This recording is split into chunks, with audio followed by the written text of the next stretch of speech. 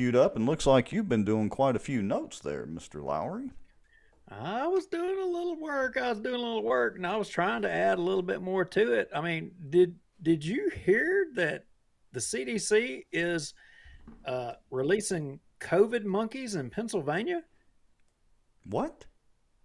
COVID? No, I There haven't was heard about COVID. Now, I've heard that, the folks who have had an occurrence of COVID are now Look, all those monkeys. have more antibodies than those who They do killed them not, and all. all that, which is the reverse of everything. But I've not heard about the monkeys. What's up with the well, monkeys? there was supposedly this truck that just all of a sudden was hauling a semi truckload of monkeys across Pennsylvania that randomly crashed, and now there's all these monkeys on the loose spreading disease and crap to all these people, and now there's people showing up to the hospitals with all these diseases up there in Pennsylvania Well, over these wild monkeys. didn't Ebola originally stem, they think, from monkeys?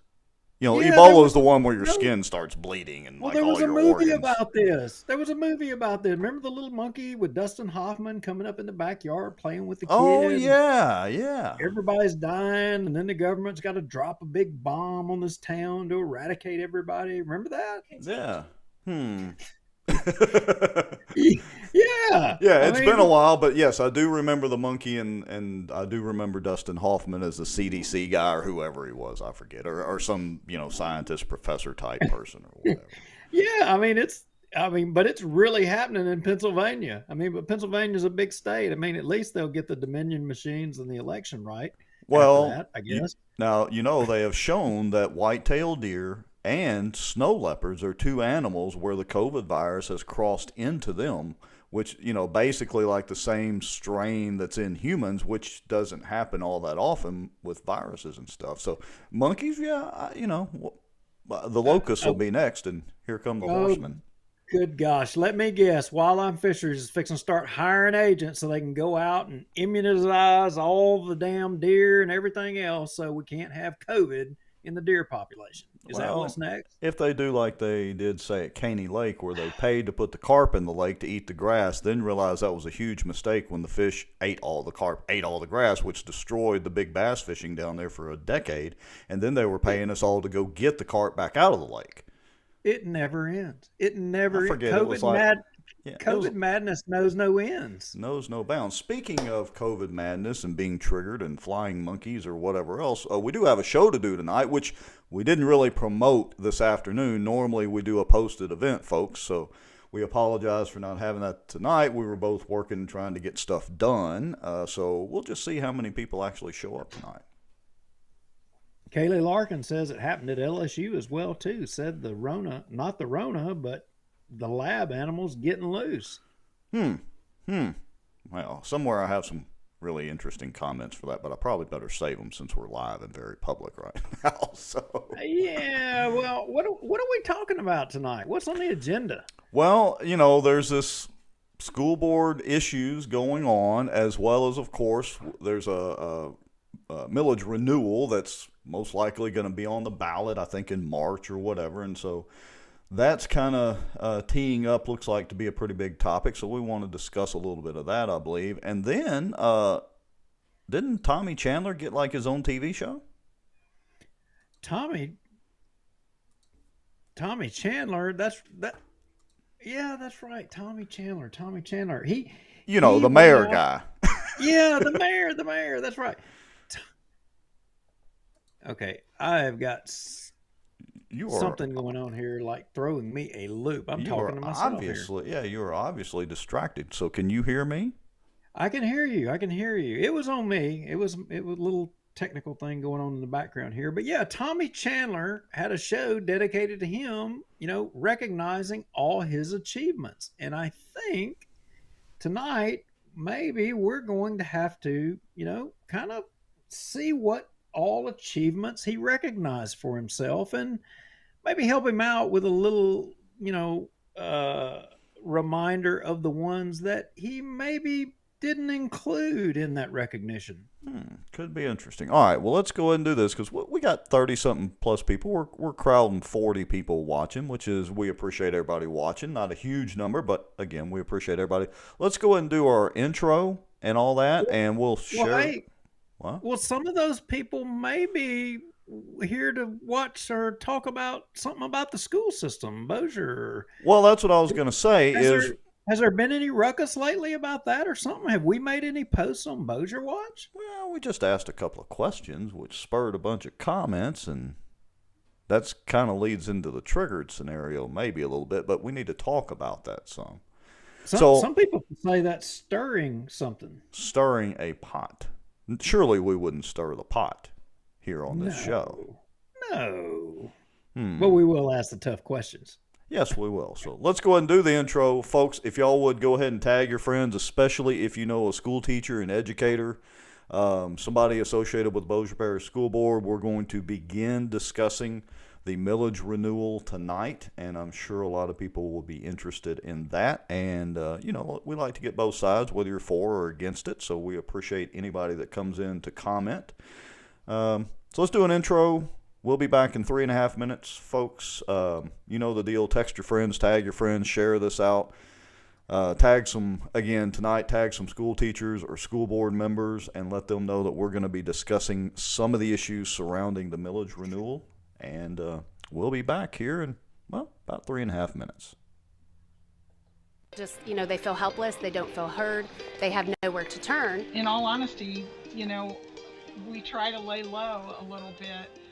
Because of the fear that we would not be able to camp there. And I titled it "A Shot Across the Bow of the Good Old Boys." Oh. Hello, everybody. I don't think I've ever done a video before on here, but I wanted to tell y'all what frustrates me a little bit about permits. Okay. Coach of the week is, drumroll please, Allie Feaster Smith. We can't be apathetic about what's going on in our state. We have to all pull up our bootstraps and get on top of this. So you're right. There's a problem out there. I mean, and man, you can see it everywhere. Well, look, we have allowed government to become our wherewithal to everything. Well, I've not heard my name in stable or Baton Rouge in stable in the same sentence in a long time. You're about to be killed by a Zamboni, or you're gonna die in 5 minutes. I hit Benton, Louisiana News.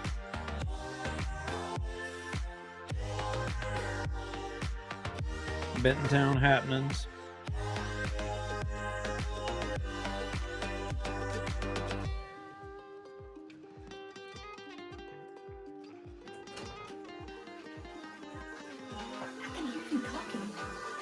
Town happenings, I can hear you talking.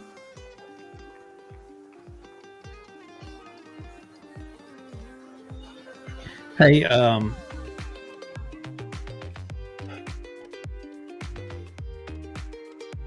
texting.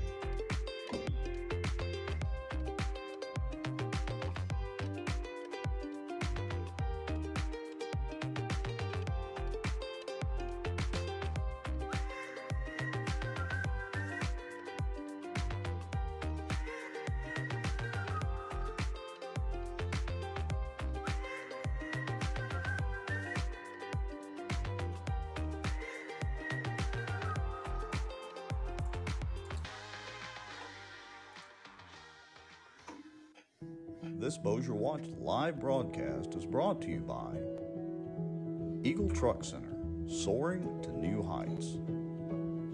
The Outdoor News, fishing and outdoors for our area. Acadiana Mortgage, over 23 years in the mortgage business. Smarter Geek, making technology easier. And the many supporters, donations, and folks sharing information and watching out for Bossier.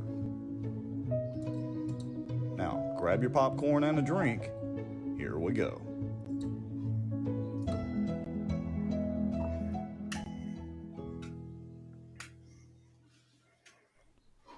Well, we survived another countdown, although I've had a couple of little technical gremlins. Of course, I did upgrade the software right before we came on live. That's always not, or usually not the best idea to do in the whole world, but anyway. Well, it isn't like this is the first time we've ever had gremlins, but it always seems to be when we're going to talk about, some issue that's important to a lot of people, or maybe there's some gremlin that pops up. It's almost as if we get zucked in one way or another.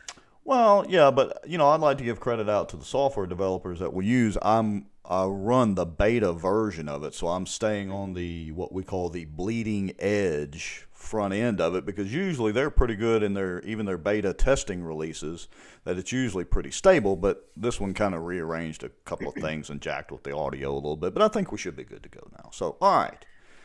For those of us just joining, looks like we're up to over 50 folks watching now. So for those of you just joining, we got several topics to talk about tonight, don't we, Mr. Lowry? Absolutely. We're going to get all over the school board stuff. Last show, we had a great guest, and we were trying to follow the school board meeting that was going on simultaneously.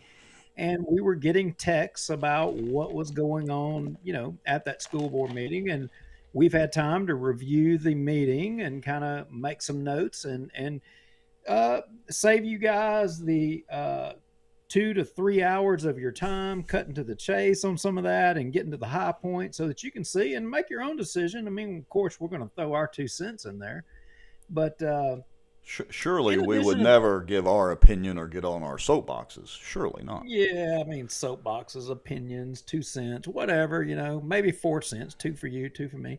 But getting to the point, hey, I shared a screen out to you. We're going to test, how up you are on your beta software testing here. Anyway, shared a screen to you, and for everybody, and this segues into our discussion tonight on the Bossier Parish School Board. Did you hear about the FBI? Well, it depends on the context in which you're asking, but let me get the screen set up here, and we'll talk about it a little bit. So here we go. Let's see. Well, yeah. So what's going on with the FBI?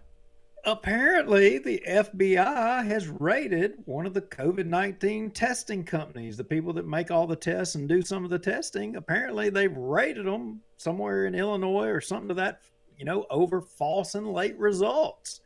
Well, I don't... Wait, they've raided a testing company over false results. That's what the reports are coming in. Apparently this company's got somewhere to the tune of $124 million. And, there seems to be some questions revolving around the tests or the testing, or that there's some shenanigans. You know how we like to talk about shenanigans, but imagine that. There's some problems going on, but it's got to be serious if the FBI is rolling up in there to check on things. Well, yeah, without a doubt. So, that is very interesting. They had a big testing deal going on over across the river out at the fairgrounds out there. And I don't know if it's still going on. I know it was, I think, last week, maybe week before. They had big lines of people out there to run through. I thought it was a hail damage thing. But no, as it turns out, they were mass testing people for COVID at the fairgrounds with the help of the National Guard and, whatever other agencies out there. Well, they still giving $100, or were they giving $200 this time? I don't know. Well, that I really don't know about. I didn't check into that part of it. Yeah. Well, moving right along, the Bossier Parish School Board in their meeting last week. How do we want to do this? Do we want to jump straight off into the meeting, or do we want to kind of go to the nuts and bolts of dollars and cents? Well, let's think about this for a second. So, let's review a little bit of the meeting, and then we'll move into the tax dollars part of it. How about that? That sounds like a plan. So, a lot of you may or may not know, or you may not realize that, like a lot of the bodies, their president and vice president and all that kind of stuff, they rotate on a regular basis. And I think that was the case in this meeting. But in this meeting, Adam Bass became the president. And, upon becoming the president, he gave a little speech and he had some comments to say. And I think I've got it queued up, right there at the first hash mark. And I think it'd be interesting to hear his initial comments. Yeah, and just tell me when you're ready to pause. So here we go. I also want to thank District 3 Representative Tammy Smith for her service and leadership in 2021. Definitely got a chance to know you a lot better and know your heart, and I want to thank you for your service. So, I want to thank my fellow board members for placing your confidence in me to serve as the president in 2022.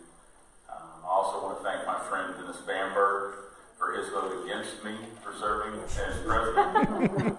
Although I know he intended his vote for a joke, it reminded me of my favorite Bible verse on how leaders should lead. Philippians 2:3 reads, "Do nothing from rivalry or conceit, but in humility count others more significant than yourselves." So thank you, my friend, for the reminder to always be humble. I want to thank my family. Brittany, come on, stand up.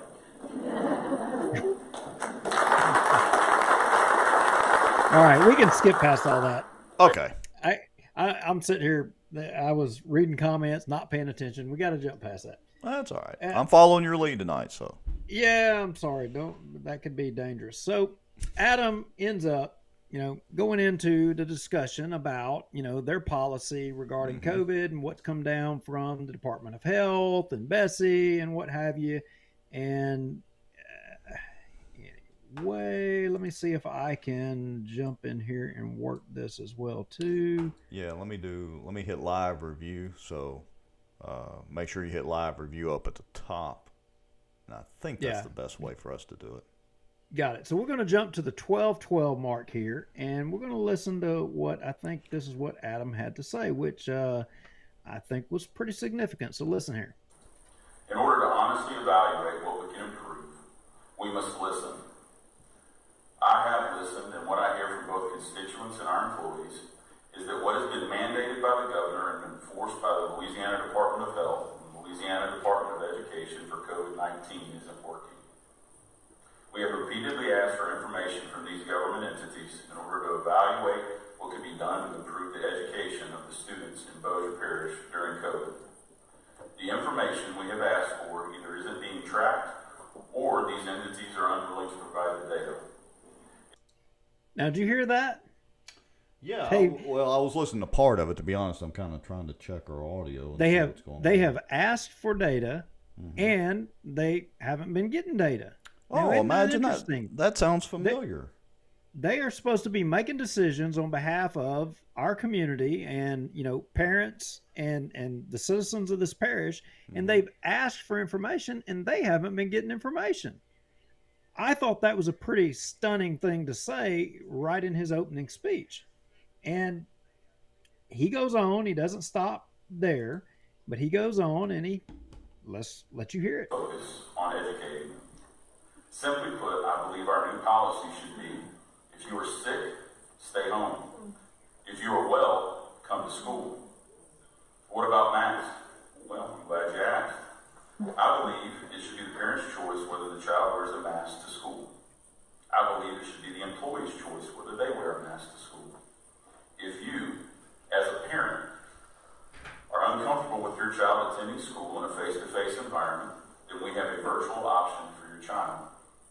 I believe that decisions for what is best for each school district should be made at the local level of government, and that this board will make the decisions that we feel are in the best interest of our constituents, employees, and students. I feel that this board has always has the best interest of our constituents and their families at the forefront of the decisions we make. We were elected to represent those interests and not have those interests dictated or mandated to us by the governor or any other government agency. I want to ask those legislators in both the House and Senate to review the laws that have been used to dictate and mandate what is best for the students of Bossier Parish and the state of Louisiana. Bossier Parish is one of Louisiana's fastest growing parishes and one of Louisiana's. Okay. We can hear all of that. But did you hear the one thing that he said? And it really caught my attention and it jumped out at me. Not dictated or mandated to us by the governor. That's some pretty strong words.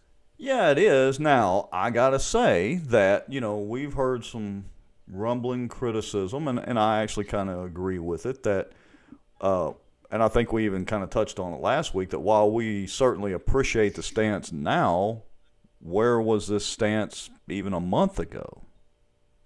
What's changed? Very true. Very true. I don't know. I think, I think Adam and even Dennis and several of the other board members, they articulated throughout this meeting about the quantity and number of emails and calls that they have been getting about just overall education and the process in general. And I think they're getting their ears bent off. Too often it seems like maybe the guys that are on the right side of things get their ear bent more than the people who are not on the right side of things get their ear bent. Maybe True. It's like a self-fulfilling prophecy. You're going to talk to somebody that you think is going to agree with you, when in reality it's the people that don't agree with you are the ones that need to hear it the most, so that they know that their opinion is not the majority opinion.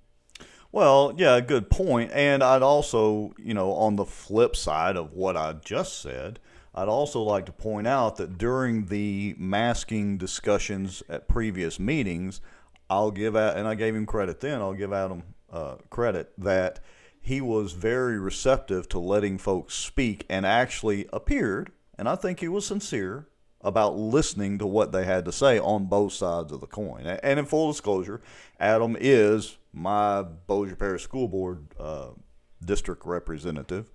And, I know him not real well, but we've had some dealings before. So, but I want to point out both sides of that.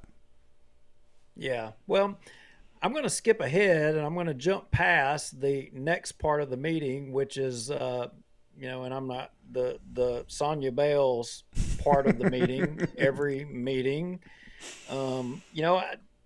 Look, I know you're supposed to recognize people, but I'm going to say what, a lot of people may say. I mean, everybody likes to be shown appreciation and be recognized, but, I don't know. I mean, this is a business meeting. It seems like we're supposed to be, taking care of some business or what have you. But, well, as long as she doesn't pull out the pom-poms, and the little horn, thing that the cheerleaders use. I don't know. Anyway, you're right. It is good to recognize certain people, I suppose.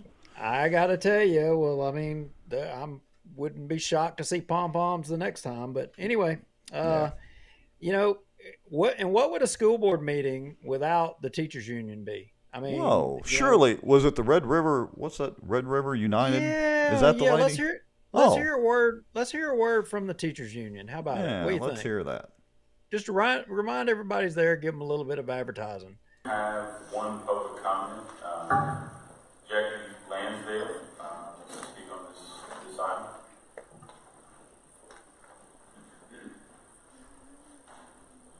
Welcome, Ms. Lansdale. Thank you so much, President Bass. Welcome to the seat. Thank you.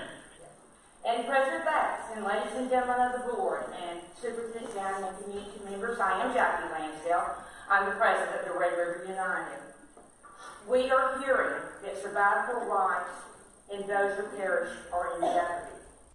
Okay, that's enough. She had her say. And ironically, that's pretty much what the board did, because she had her say and then nobody else listened. They moved right along as if she didn't even speak. I'm trying to remember if that's the lady that almost had an aneurysm or stroke on television a couple of years ago during a millage discussion. Her. Okay, yeah. Okay, great. That's her. You probably sent her into orbit like many other people, but she took it more so probably than other folks. But that's neither here nor there. Yeah. But go ahead. Oh, no, I was just fixing to ramble on. I wanted to... Julie Ferris put up a comment, says Bale's got a $150,000 PR job. Now, as far as I know, at least back in 2019, her salary was around $86,000 somewhere. So did she get another salary bump? we might need to check some salaries, because if she's moved from the 86 range to the 150 range, that would account for some administrative expenses, I would think. Well, Julie says, replying to us, says salary plus benefits. Okay. Anyway, all right, sorry, dude. Well, if I'm a teacher and that is the case, I got to tell you, I'm probably about to lose my crap, because, that's wrong. I mean, at a minimum, there should be pom-poms, if that's accurate. Yeah, no kidding. If we're not getting pom-poms for that kind of money, then something is wrong. Well, and I want to say this before we move too much further into the rest of the meeting. I don't want to jump ahead too much, but look, folks, when you see us post on Bossier Watch questions about the millage increase, don't automatically assume that either one of us are against the not millage increase, are against the millage renewal. That's not the case. We're questioning where the tax dollars go, because let's say that Julia is correct that that the PR person for the school board has got a $150,000 a year job, salary and benefits. The average teacher makes, if I remember right in Bossier, the average teacher makes 40 and a half, 46, 47, maybe 48 by now, I don't know, $1,000 a year. That's a pretty big discrepancy. And I know Sonia's got an important job. Lord knows the Bossier Parish School Board needs all the good public relations that they can get. But still, come on, folks. So anyway, I just want to make that clear. Yeah, and Rex, you and I mean, we've been in politics. We've been around politics. My profession, I was a fireman and a paramedic. That was kind of my background. You a tech guy, professional fisherman per se, and now we're just kind of talking about issues in our community because we care. But sometimes when people, and you and I had a discussion before we started the show, sometimes when people are in their bubble, that old saying of you can't see the forest for the trees. When you're in the middle of the trees, you can't see the forest. Right. Well, that's what I think what we're trying to do. We're not taking a position for or against. We're not saying for or against, but we are wanting to kind of open the minds up to a little bit of the thought process on all of this, and maybe look into this a little deeper and think about it. Is that not, am I on point or not? Or yeah, I think it's, I don't know if anybody's ever seen the videos by that guy, Steven Crowder. And look, truth is, he's pretty right-wing conservative leaning, but he has a pretty good set of series of videos going. And, so for instance, he'll say, I think the Second Amendment is great, change my mind. And then he lets people come up and sit down with him and interviews them, and, they have a legitimate discussion about it. And I think it will kind of be the same thing here, is that we all agree that teachers should be paid more, at least the vast majority of them. So the situation is, we think that the Bossier Parish School Board might be a little top-heavy. That doesn't mean that the millage should be voted no. We're not saying that, but hey, change our minds. Is the school board top-heavy or not? And so we're trying to open that dialogue as far as the administration side and some of their overhead. Yeah, and so getting back onto the meeting and talking Right. about amending the policy, with the quarantine and the contact tracing, look, there is a monetary consequence as well as an educational consequence because of this school board and Mitch Downey, because let's face it, I'm going to jump on out there and say it. This school board does not function without Mitch Downey, the superintendent, telling them what to do and basically steering them as to what they're going to do. Those guys will all say, no, that ain't true. That's not right. Bull crap. I mean, come on. That's the way it has been. The superintendent steers everything. They've been the controlling factor, because if they wasn't the controlling factor, you'd be making decisions on your own and using your common sense, your judgment, and your logic. But we're going to jump off into more than that. But Rex, guess what? They had the colonel. Not only does he go to Bossier Parish, but the colonel showed up here. Oh, really? So he's doing city council duties. I think he's probably been to the police jury and school board. He's actually doing what we say a lot of people should do, and I guess we should do it too. But going to the meetings and letting his voice be heard.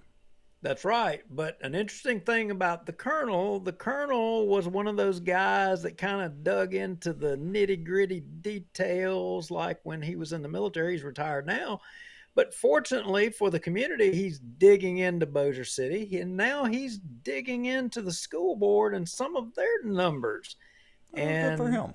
I think there's going to be some interesting numbers and stats and things come out that both teachers and folks in the community are going to really be interested to hear, because there was some knee-jerk reaction to our post about the millage renewals and the numbers and just the questions. Yeah. There were some comments flowing, was it not? Yeah, look, we encourage the commentary. The truth be told, that's part of the reason that, we post things, obviously, is we're trying to engage the public.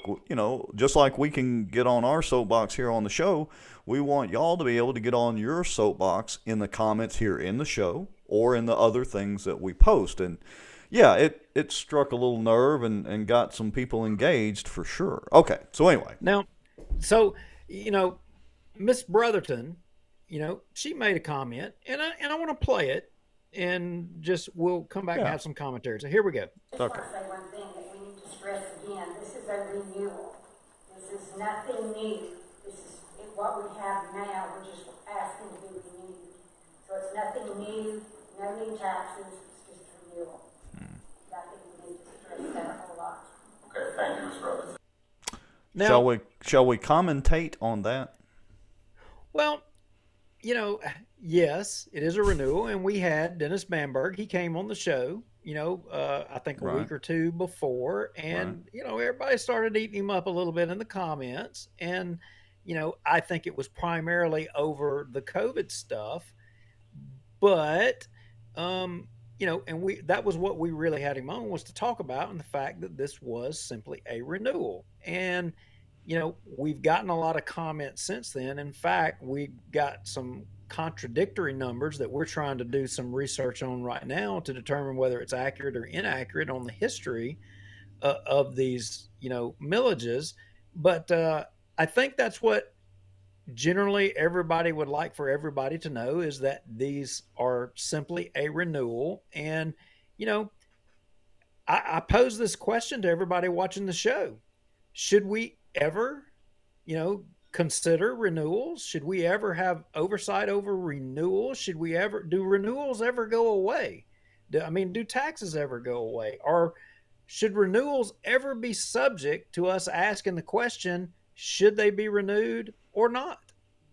Is it just mean it's off the table, that once they're passed, we don't reconsider anything? Is that the way it works? Well, we had some commentary on, of course, on Bossier Watch on the post, and let me flip screens so you'll see me kind of going back and forth here for a second. Should we talk about that's them? Not the right screen. Should we talk about renewals? Because the teachers, and I get it, and teachers just hold on to your fire and thunder. Right, don't light the torches yet, and keep the pitchforks. Don't sharpen them just yet. So this is the question that we posed on Bossier Watch, and I know it's a little small, but you can go to the Facebook page and see. But the question was, do you think the Bossier Parish School Board 46.5 mills tax should be renewed? Sound off in the comments. Please comment with a yes or no and your commentary. For example, yes, it is only a renewal, or maybe no, it's time to completely rethink the ad valorem taxes. And so, of course, I got one of my little cute screenshots there showing it. It's a fair question, because you're going to have to decide this at the polls here in a month or so, month and a half anyway. You're going to have to vote yes or no, one way or the other. And so, what we're trying to do here is spur the questions and the commentary. And look, even Michael Jackson showed up with popcorn. All right. Laura Cannon Jorgensen says, no new taxes. Renewal keeps us in a holding pattern. Not renewing will hurt teachers and kids. Yeah, and so let's talk about that renewal for just a second and how that works. So we consider it a renewal, but the truth is it's a 10-year millage, and so the tax would actually come off of the tax rolls, I guess may not be the right term, but anyway, it would fall off unless it is voted back in again. And so technically speaking, it's adding the tax back in, but we all commonly call it a renewal. Yeah, and the thing is, with just automatically saying that if it's a renewal, we're automatically going to renew it. It's not a new tax, and so therefore we don't talk about it. I mean, what does that enable governing bodies to do? And in this case, when the teachers say, "Look, this is for our pay, this is for our livelihood, this is for us to be able to exist and continue on and maintain the status quo," in which we've had people that have messaged and said, look, this is just to maintain the status quo. I mean, some folks would say, is the status quo working? Is it functional? Are teachers being paid the right amount? Because teachers are the first ones to advocate, hey, we need to renew this. We need to maintain the status quo. But is the status quo working? Well, so let me point out one part of the status quo that we hear frequently. We've heard it the last time that the millage increases came up, and there's already been some commentary here, and they're kind of lost down in the comments. But anyway, so I'll give you one example. I've heard from practically every teacher that you talk to in the public school system that, well, my salary is only X amount of dollars, and out of that, they have to buy their own supplies for the classroom. And they have to spend their own money out of their pocket. Well, first place, that's ridiculous. I know it goes on. I'm not disputing that at all. But if the teachers are having to come out of their pocket to supply the classroom with legitimate needed supplies, that's a bunch of BS. Why are y'all not all over the teachers union? And why isn't the teachers union backed by the teachers at every school board meeting until that gets fixed? Yet certain people on the school board administration side can make decent six figures. I don't understand that. We got to have some clarification here. You trying to say all the teachers need to be in the teachers union? Because if last I checked, the teachers union was all on board with all the COVID mandates. Let's keep the kids at home. Let's teach by computer, CRT. Is that what you're saying? Oh, no, I didn't advocate for that. I said the teachers union needs to be down there along with the teachers behind them. If they're gonna have to pay union dues, get your money's worth. Well, they're not fighting for that. No, they're not doing that. No, they're not. Yeah, they're not doing that. But, the bottom line is teachers aren't getting the pay. They're not seeing, their bottom line increase. And it's the same thing with this. And you and I talk, it's a phrase that come out of that movie. Again, Dustin Hoffman, he's like in all of these movies. But wag the dog, Right. And I touched on it earlier, but governmental bodies use their employees, and in this case, we're talking about the school board, or the school system. They use their teachers as the crutch, or against the citizens. You're the tool applied against the citizens to get, millages, whatever passed. You're always the wedge. It's the same thing in the fire department, police department. You don't try to get some millage passed or renewed or anything without somehow or another tying it to the wage of the fireman, of the policeman. Teachers, you're no different. Yeah, I'm going to take us off on a slight tangent for a second. So, Bobby Clare says, well, there's plenty of costs passed on to parents. Every year there's a list that comes home from the school on supplies that are needed. I want to address that for a second with a little personal example here. So we've had our boys in public school, and we've homeschooled them and then back into public school anyway. So when they were younger, they went to Waller Elementary School. The twins did. And so, yeah, they would get their list of supplies, Kleenex, crayons, blah, blah, blah, so on and so forth. And every year we would diligently go buy the supplies, glue, whatever else they needed. So one year, it was only like October or November, we get a note from the teacher. They're out of school supplies. What?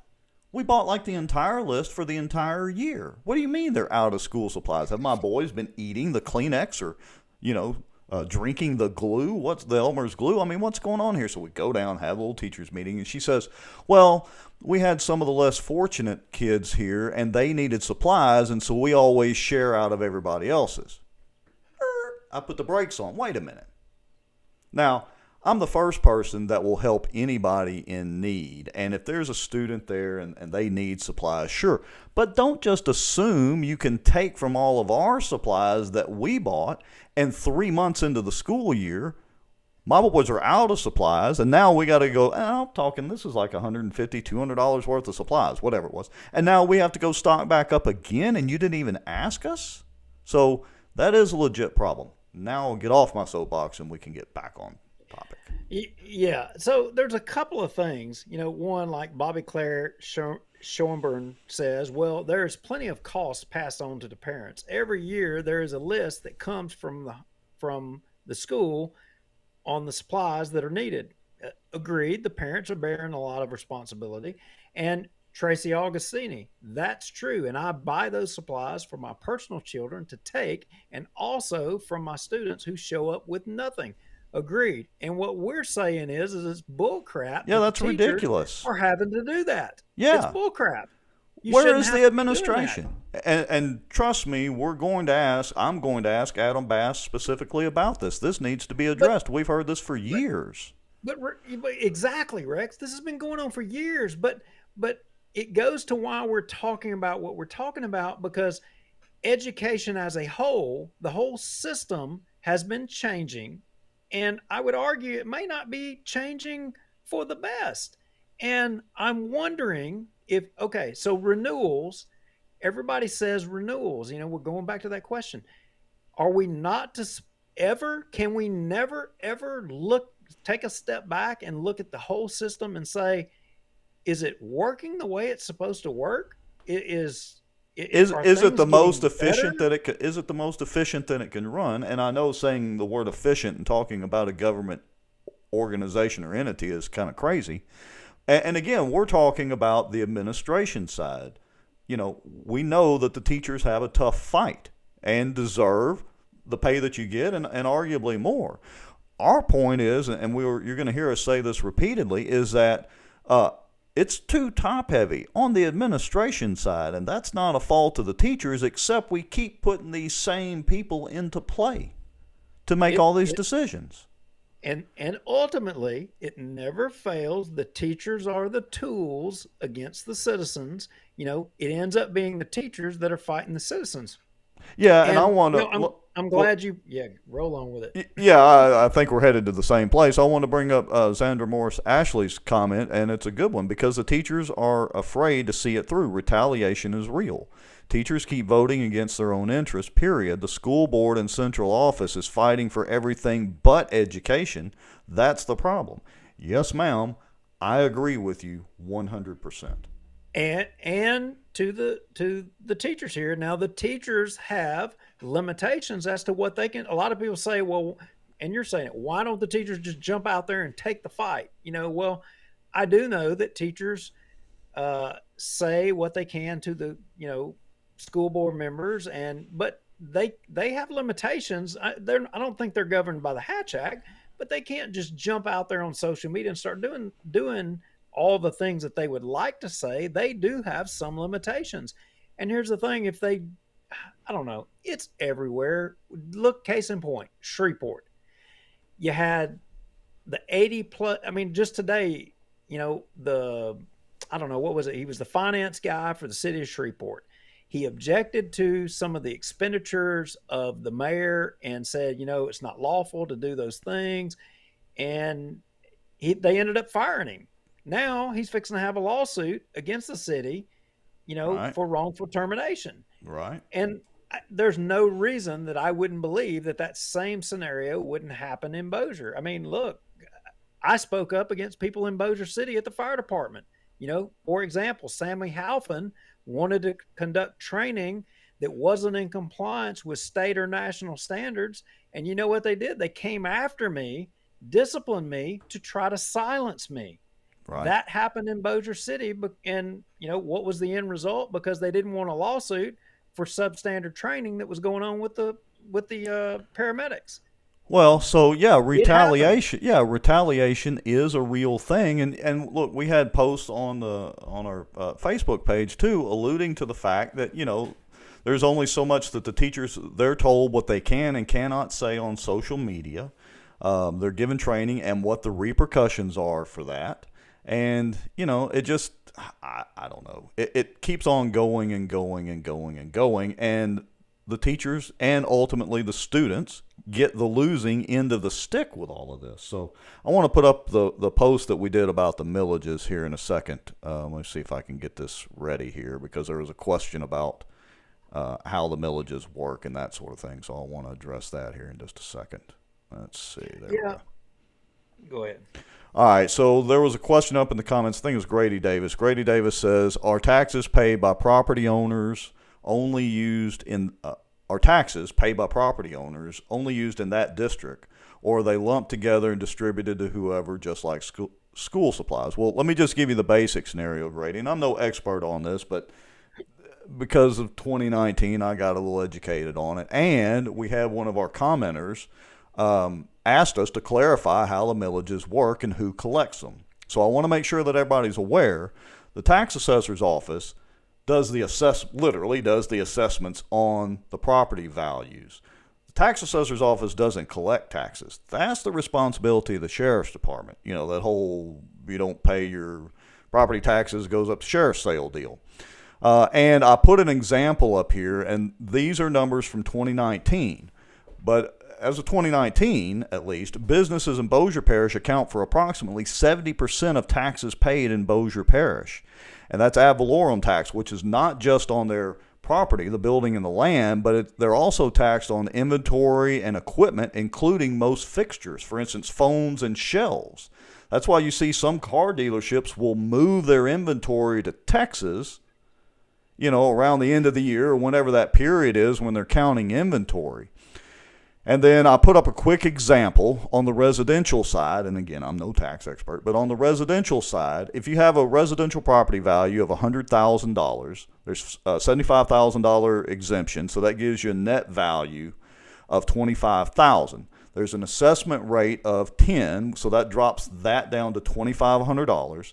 And at the 46.5 mil rate, which is what the renewals are going to be, a 26.5 and then two 10 mil rates, that's $116.25 per year. So somebody double check my math on that and make sure that I'm correct. All right, so I just want to put that up there, to, even though we posted that, to make sure everybody watching tonight got to see it.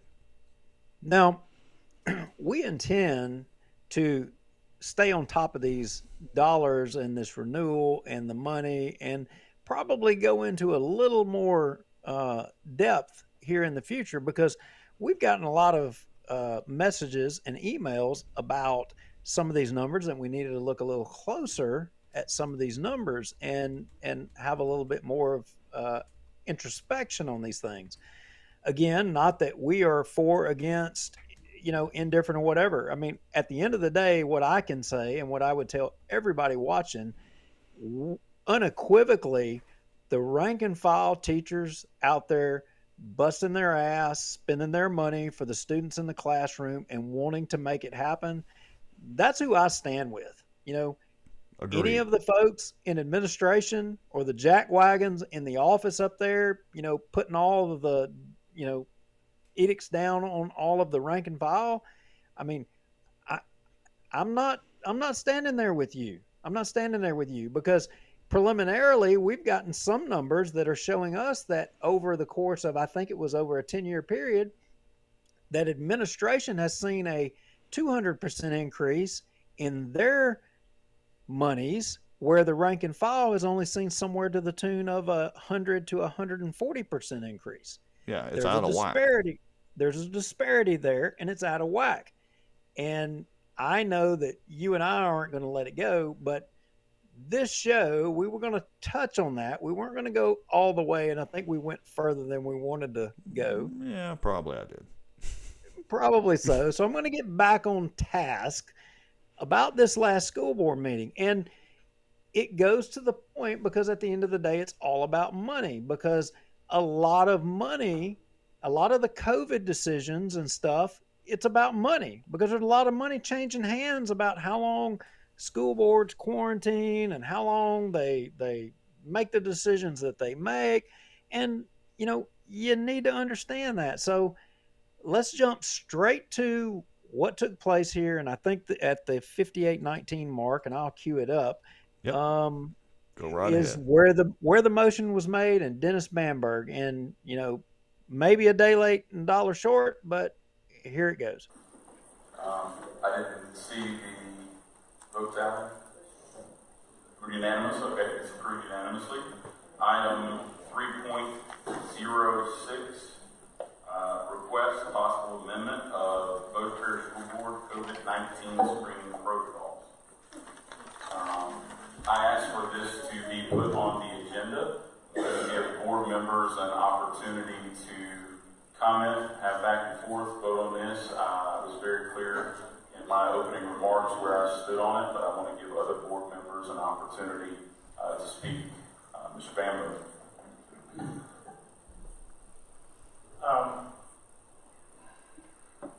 This is something that this board has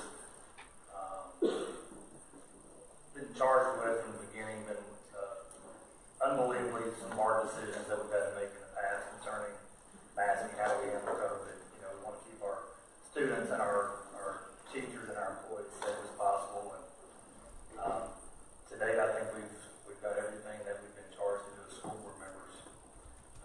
But we are charged with and I just wrote down some notes here, so it'll probably be all over the place, but our main agenda here is to educate children, and to do that in the safest manner that we can as a school board and the school system. So right now, as we look at it across this parish, we're not educating children to the point that I feel like is the Bossier way. And that's due to the absences of many of our students that have COVID, many of our employees that have COVID. But there's also probably, I would say, 4-to-1 ratio of students that are going home and employees that are going home because they are close contact quarantine based on the policy the way it reads now. We're talking about, I think last Friday it might have been. Okay, I'm going to stop right there and jump ahead. Basically, Bossier is heralded as, being a good school district, being a school district that, is one that folks want to come to. Right. Even the Bossier Parish School Board, school system, they say, they take claim that part of the reason people move to Bossier is so that they can come to the school system. Yeah, and look, Bossier has had, what is it, overall 10% growth or whatever, the number that they always tout in the last decade or since the last census or whatever. And look, I would agree that a large part of that growth, or at least a good percentage of it, is because Bossier Parish does have a good school system. Well, that number, 10%, that pairs with the overall population increase of Bossier as well. You would think that you would see that same increase within the school system. But he's saying, he said it right there, we're not educating according to the historical Bossier way. He acknowledges it. It's not happening. Well, that's he put on his big boy pants. He did. First Adam Bass calls out, or basically lays it out at the governor. What did he say? Dictatorial, or however he said Right. it. Then Bamberg says, we're not educating folks. Now, I don't think that they're just making this crap up. I don't think that Bamberg's just making this crap up. And by the end of this video, you guys are going to see, I got to tell you, by the end of this show, there's a student that gets up here and speaks. And you guys, I hope you all hang in here, and I hope you watch this. If you're a teacher, you should be proud. And if you're just somebody who lives in Bossier and you care and you're watching the show, you're going to want to hear this kid, because I got to tell you, if you don't have much hope about the future and where things are going, this is going to give you hope. Well, but before you play that, I wanna help Houghton out here a little bit because I take jabs at Houghton every now and then, so I want to help you out there, Duke. So Dee White Clark says, yeah, Bossier school system is great if you're willing to kiss ass, join one of the many cliques, and do not have a special needs child. But then she came right back and said, Houghton High has been great for my son for the most part. So we want to give a little credit there to Houghton. All right. Well, just for the record, you can't be the superintendent unless you're a coach in Bossier. And all the teachers in the parish are yelling, yay, somebody said it. Somebody said it. Why is it that we can't have a superintendent in Bossier that's not a coach? Well, and I'm not bashing all the coaches. Coaches have every opportunity. I mean, they should be. I mean, but for some reason in Bossier, it seems like you can't be the superintendent unless you're a coach. Why is that? That is a very good question. We need to go back. Have you done the research yet on like all the past superintendents? That's crazy. I have not, but Jane Smith, I mean, I don't know. She was maybe cheerleading, pep squad. Yeah. She was a superintendent. Yeah. But I'm not wrong. I'm telling you there's this thing there. There's something there about it. All right, so somebody educate me tonight, either in the comments or Duke, you may already know, I'm not sure. What is the difference in the superintendent and then the president of the school board? I mean, I know by title, but why? Why do we have both? What is the advantage or disadvantage? Well, other than one gets paid a lot more money than the other. I don't think many people would argue that historically our school board, while it's our elected officials and they're supposed to basically say to the school system how things are supposed to go, arguably the superintendents have directed and steered the school boards to whatever they want. And I would argue that today, for the most part, that is the case and nothing has changed. But COVID may have opened the door for folks to realize that you can't just depend on your superintendent to steer. I mean, if you're elected to be a school board member, I mean, like being a councilman in Bossier City, who can't ask the question where, if you watch our show, name a councilman in Bossier City who can tell you the 8 digits that the quote unquote man shack Ruttenbuck said would cost the city, if they paused the Walter O. Bigby Carriageway project and get one councilman to tell you what that 8 digits would be. Not a single one of them can do it. Yeah, paging Chris Smith and Brian Hammonds. All right, but yeah, school board, same thing. Right. I'm, with the exception of maybe Bamberg and Adam Bass now, and Newman's there a little bit, and Bachhaus, he seemed to be trailing in there, but yeah. But they're not asking the questions. These boards are not supposed to be kumbaya. We're all on the same page and a big love fest. These boards, council, police jury, school board, you're supposed to argue. You're supposed to do it in the public. Ask questions. Yeah. Make me believe why your opinion or your idea is right. Ask the hard questions. Air it out in public. That's what you're supposed to do. You're not supposed to go up there to be my best friend if I'm on the school board with you. That's not the goal of this. You're supposed to be representing me. And the teachers, you're the guys. If you're having to buy all these dadgum, supplies and stuff for people, you shouldn't have to be doing that. And these guys and girls on these boards are the ones that should be making those arguments for you. They're the ones that should be doing it. But yet we all as citizens continue to keep electing all these jackwagons that have a pretty smile on their face and don't get up there and argue in front of all of us for all of us to make our own decisions. Amen to that. I'll stop. My blood pressure's getting up a little bit. We're trading soapbox back and forth, but I would like to point out again, Xander says they're all like-minded. They don't speak for the community. They all speak for the Bossier Parish School Board, not even the teachers, which is basically mirroring what you just said. Okay. So the motion gets made. Right. We're going to go ahead and jump off of there. I would like a motion motion that amends our COVID protocol to the following. Students and employees that are COVID positive or experiencing symptoms stay home from school for 5 days. That's what we have in place right now. And then we stop close contact quarantining students and employees and require them to stay home from school. All right, I have a motion from Mr. Bamberg. Okay, so basically he made a motion. If you're sick, you stay home. If you're well, you come to school. It goes to teachers and it goes to the kids. That's a common sense solution, Duke. It's common sense. You know, where do I go? So Good question. I'm just ad-libbing as we go. And I don't know what all else you have marked there. All right. Where So here, all right. So that is simple. Everybody, if you're watching, I mean, if you're sick, you go home. If you're well, you come to school. Goes for teachers and, students. Right there. Yeah, makes sense. Common sense. All right. So now at the 113 mark, I want y'all to watch something. Oh, well, as small as the screen is, you may not be able to see it, but watch the superintendent. Watch the superintendent. Is that him kind of leaned over talking? He's whispering into one of the school board members' ears.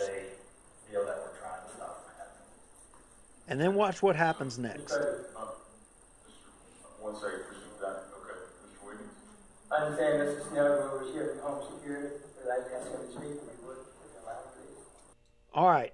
Now, the school board member that the superintendent just leaned over and whispered in his ear, all of a sudden jumps up and he's calling on Ian Snellgrove. Did you catch that? Y'all see that? I saw him leaned over whispering. Now, he leans over, and he may have leaned over and whispered and said, hey, what's that perfume or cologne you're wearing tonight? It smells pretty good. I like it. But then all of a sudden, after he gets through whispering, all of a sudden, that school board member is calling on Ian Snellgrove. And if y'all don't know who Ian Snellgrove is the representative from GOSEP. And what is GOSEP? Y'all may be asking. GOSEP is the Governor's Office of Homeland Security. Let me repeat that again. Governor's Office of Homeland Security. And here's where things get a little interesting. Being able to speak to the group. My name is Ian Snellgrove. I'm the emergency manager for Bossier Parish. I work for the police jury. And one of my jobs as emergency manager is to collect data from the Department of Health, Louisiana Office of Public Health, and also our emergency plan states for our parish to follow some of their guidance. So what I do is I get that guidance and I pass it through to the leaders of the parish, and I've got like 160 something people on my email list, and I don't know how many people get it, but a lot of people at the school board do get it. And what it's for is for different things, for anywhere from disaster recovery to like COVID mitigation. What I'm here to talk about tonight is this COVID deal. So basically, the information I get from within the Department of Health and from the Region 7 hospital coordinator is to let our parish officials know what's going on with COVID inside our community. And so that's what I'm here to tell you about. I got a little bit of information for you. Basically, the facts are that we appear to be at the peak of a pandemic.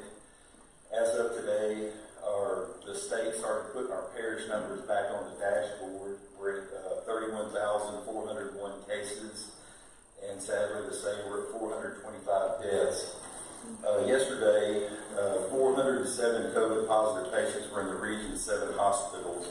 There's 34 hospitals, 22 of them have COVID patients in them. 16 of the hospitals that have COVID in them are in the Shreveport-Bossier area, with the majority of the patients, like I said. Okay. Let me sum up. Translate and give us a summary. Let me sum up everything that he just said and he's continuing to say. And basically, he's reading the governor's talking points. Yawn.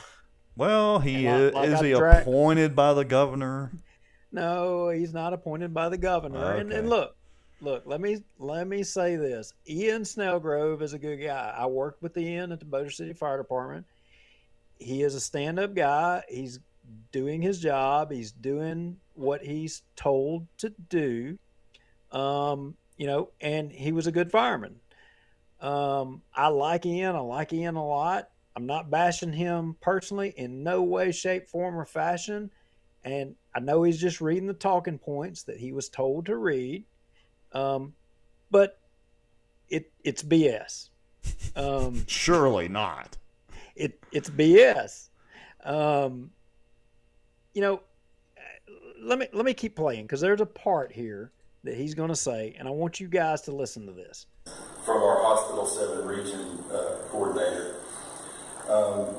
The highest community spread is greater than 100 people that are sick per 100,000 population, and we're over that. For the past 10 days, we've been over 400 people reported with COVID case incidents. So I thought that was important for you to understand the seriousness and how much COVID is in the community. So you can make an informed decision because it's part of our job at BOSEL is to give the leaders the information so they can have proper situational awareness so they can make their best judgments they can for their employees and for the citizens of the parish. Okay. It didn't pop up. I guess I had the timestamp wrong, but basically he articulated that the ERs are completely backed up and you got people lined up in the halls against the walls, stacked up in gurneys all along. The ERs are like crammed, packed, shut, and it's a dire situation. Anybody that's been in emergency medicine or on an ambulance or a fireman that's been on an ambulance or went to the emergency room to LSU, I'm just wondering, before COVID was ever even dreamed of, do you ever recall seeing people on gurneys in the halls in the emergency rooms of the hospitals? Hell yeah. This ain't nothing new. People are always put on gurneys they're not always just shoved straight into a room. It's always kind of been like that. Like the old lady says, that's not how this works. That's not how this works at all. So it begs the question, if somebody wants to push this question and ask some questions, say, well, okay, you're saying all these COVID things, well, how many of them have other problems and they just came in there for some other problem and then they're tested and they happen to be COVID or they've had COVID or the test's reliable, so if Ian Snellgrove is going to get up here and he's going to talk and he's going to say, as a matter of fact, and he's reading numbers that are sent to him for him to speak, he should be able to field questions, right? If he's being heralded as being the authority. Sure. Right? Yeah. Yeah. Well, as it would turn out, Bachhaus, he asked a question. Oh, so really? Let's hear it. Yeah, see, I didn't see this part. Okay, 1 second. Mr. Buckhouse and then Mr. Bamber. Sure. Ian, the figures, I have no doubt about, I'm sure those figures are accurate. Do you have any breakdown on the age of all of those patients or whether they were contacted at school? We don't. Well, the Office of Public Health has that, and I suggest y'all reach out to them or to whoever manages your health care within your school system, your medical director could answer those questions. I believe we have reached out to them. So bottom line, you got anything to support your Matt? No, not really. I don't know. I got no numbers. I mean, call Department of Health. I mean, that's who I got these numbers from, or what I'm told to come up here and talk to you about. I mean, it's just a bunch of papers that were stuck in my face and told me to come speak. Here you go. But wait, there's more. That's not it. Bamberg, he's going to take a shot. Now, I'll give Ian credit. Ian did good. He tried to carry the water. He did as best he could, but Bamberg didn't let it go. To Bamberg's credit, Bamberg pushed and forced him. Bamberg could have easily backed off. I'll say this about Bamberg. this was a good exchange, and Bamberg didn't take the simple answer, and he made him give an answer. Made him give an.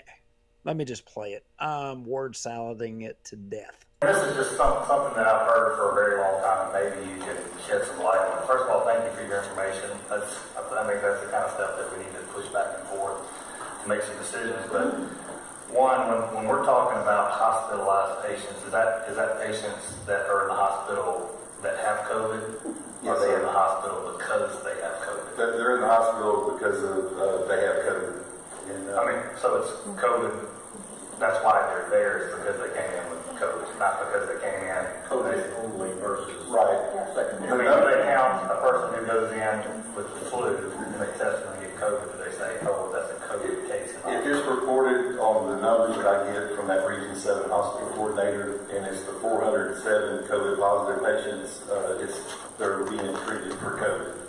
And sometimes, I guess the question is it only COVID? Or I have no idea. I don't really know. I've heard always that, we're 28% positive in our area, and there's a motor vehicle accident, and you got a 28% chance that one of those people that getting treated for a broken leg would have COVID, and that counts as a COVID case. I don't know that. You'd have to ask the hospitals that. I just know that Region 7 hospital coordinator information and information from Louisiana Office of Public Health that I get is what I've been told is COVID positive patients only.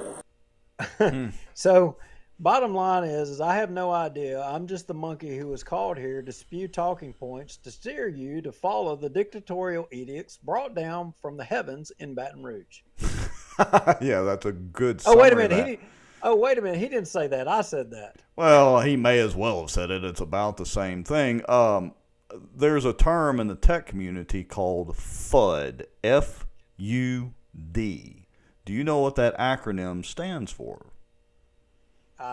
You're going to have to expand on that a little bit because I don't know.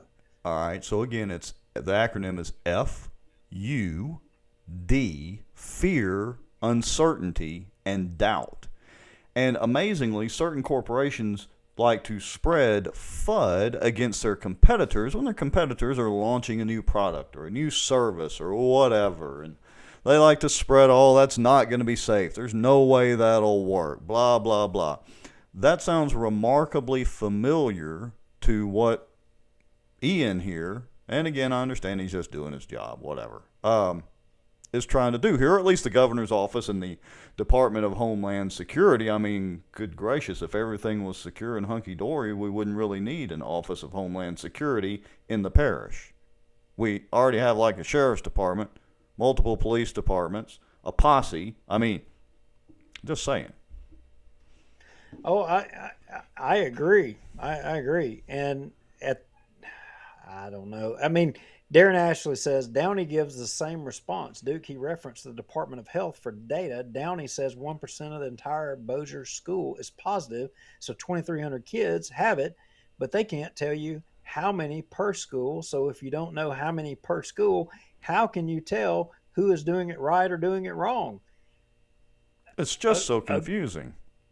Agreed. I mean, yeah. and later on, we're going to show you where literally they say, it's science, but not sound science or something along that line. I mean, it's absolutely maddening, the whole thing.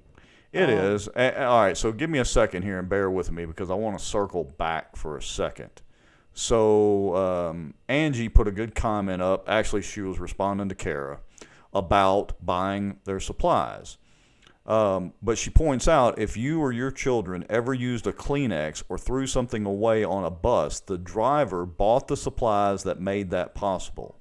If anyone doesn't think that paraprofessionals aren't spending their own money on students and supplies, they are delusional. No one has ever talked about it because teachers are the main focus of conversation, blah, blah, blah, blah, blah. Look, I can attest to that. If my mom's watching tonight, she was probably going to cringe since I'm kind of mentioning her a little bit, but my mom was a paraprofessional for the Bossier Parish school system. She recently retired a couple of years ago, and she and I have had the conversation in the past about having to buy supplies, and I've told her she's pretty much straight up crazy for doing that. I understand why, but that should be on the school board's responsibility, not out of the pockets of the bus drivers, the paraprofessionals, or the teachers.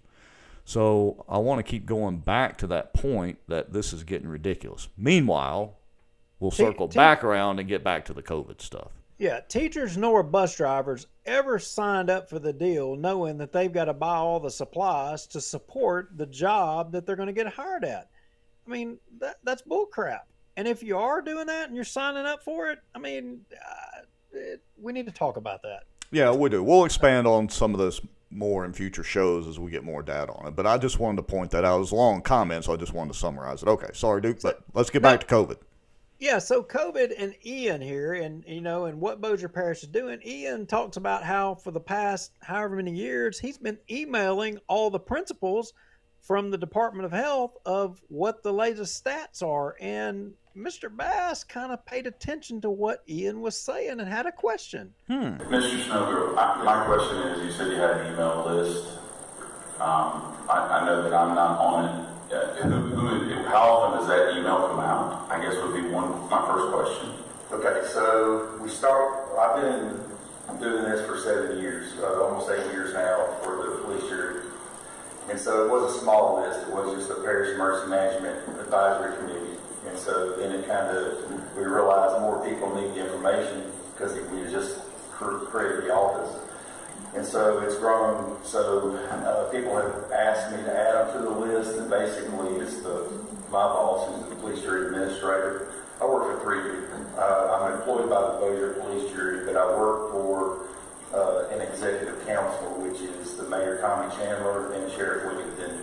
And then, of course, my boss is the police jury administrator or the police jury president. I kind of list all 4 of them. So that's, if they tell me to put somebody on the list, that's who I put on that list. If they have the need to know that information, I'll be glad to add anybody on the list. Okay, so right there, I just want to stop, and so that the 90 to 100 plus people watching the show right now, outside of Facebook or on Facebook and outside of there, bottom line here is the people who are making decisions like Mitch Downey. Yes, Adam, you just think you're in charge. Know your place, water boy. We'll put you on the email list when we so choose. Right. The point here he's saying is that him and the rest of the school board, you ain't been on a need to know base. Who are you? Mitch Downey dictates what happens to the Bossier Parish school system, not you, the school board, the elected representatives of the community. It's not your place to make these decisions. It's his. He's the only one been getting the information for ever since the thing started. That's what he just said. Yeah. I don't even know where to begin. Bureaucrats. That's all I got to say. Bureaucrats.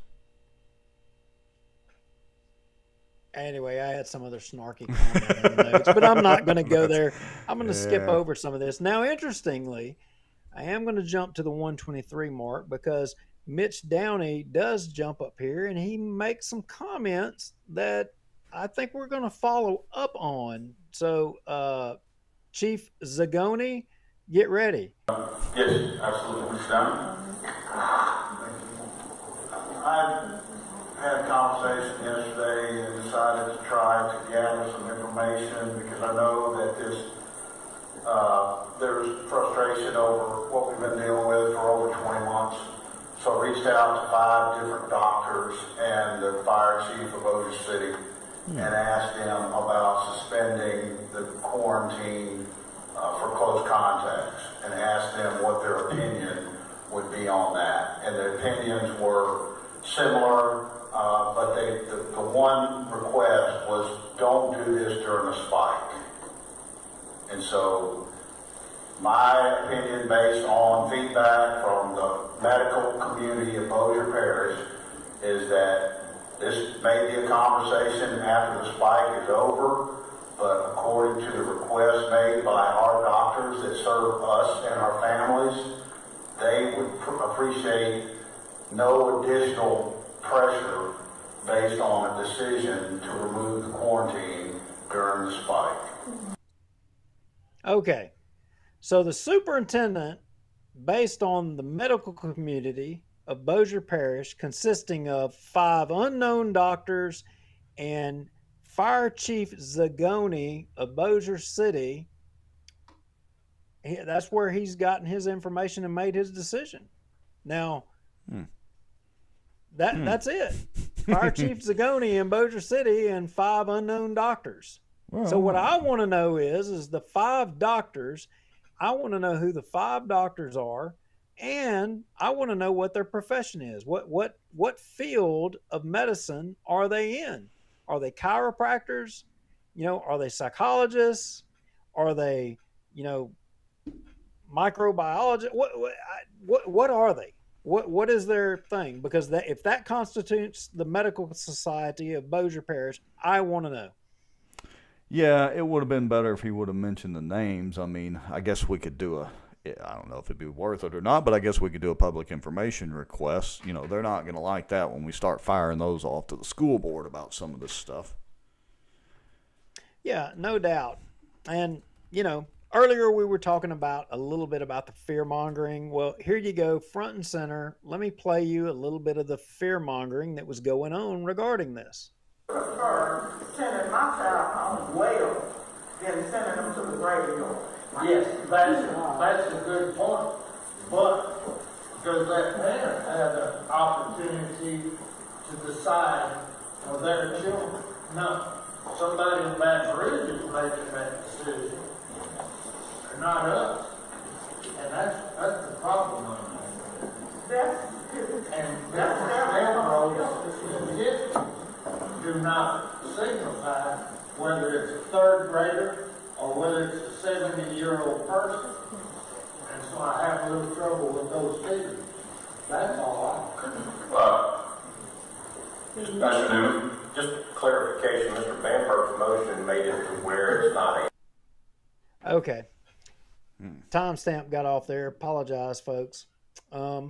Miss Brotherton, she jumped in there and she had some common sense stuff. She talked about, some of the problems that kids are having by not being in school, and that, there is a consequence as well for that happening, now. I really appreciated her comments, to be honest with you. Yeah, there are some legitimate concerns with the let's just say haphazard at best structure that the kids have had or not had in the last couple of years of COVID, and that affects some kids more than others. Kids and adults learn differently, and so not everybody's going to be able to adjust, to this crazy learning environment that we've had for the last 2 years. Yeah, and so those are legitimate questions. Yeah, and, there was a point being made about the number of teachers that are being sent home, and that whether they're sick or not, just in case they came in contact, they're being sent home and they're running out of sick days because they're having to use their sick days. And whether they're sick or not, they have to go quarantine. Those are sick days. They're running out of sick days. I mean,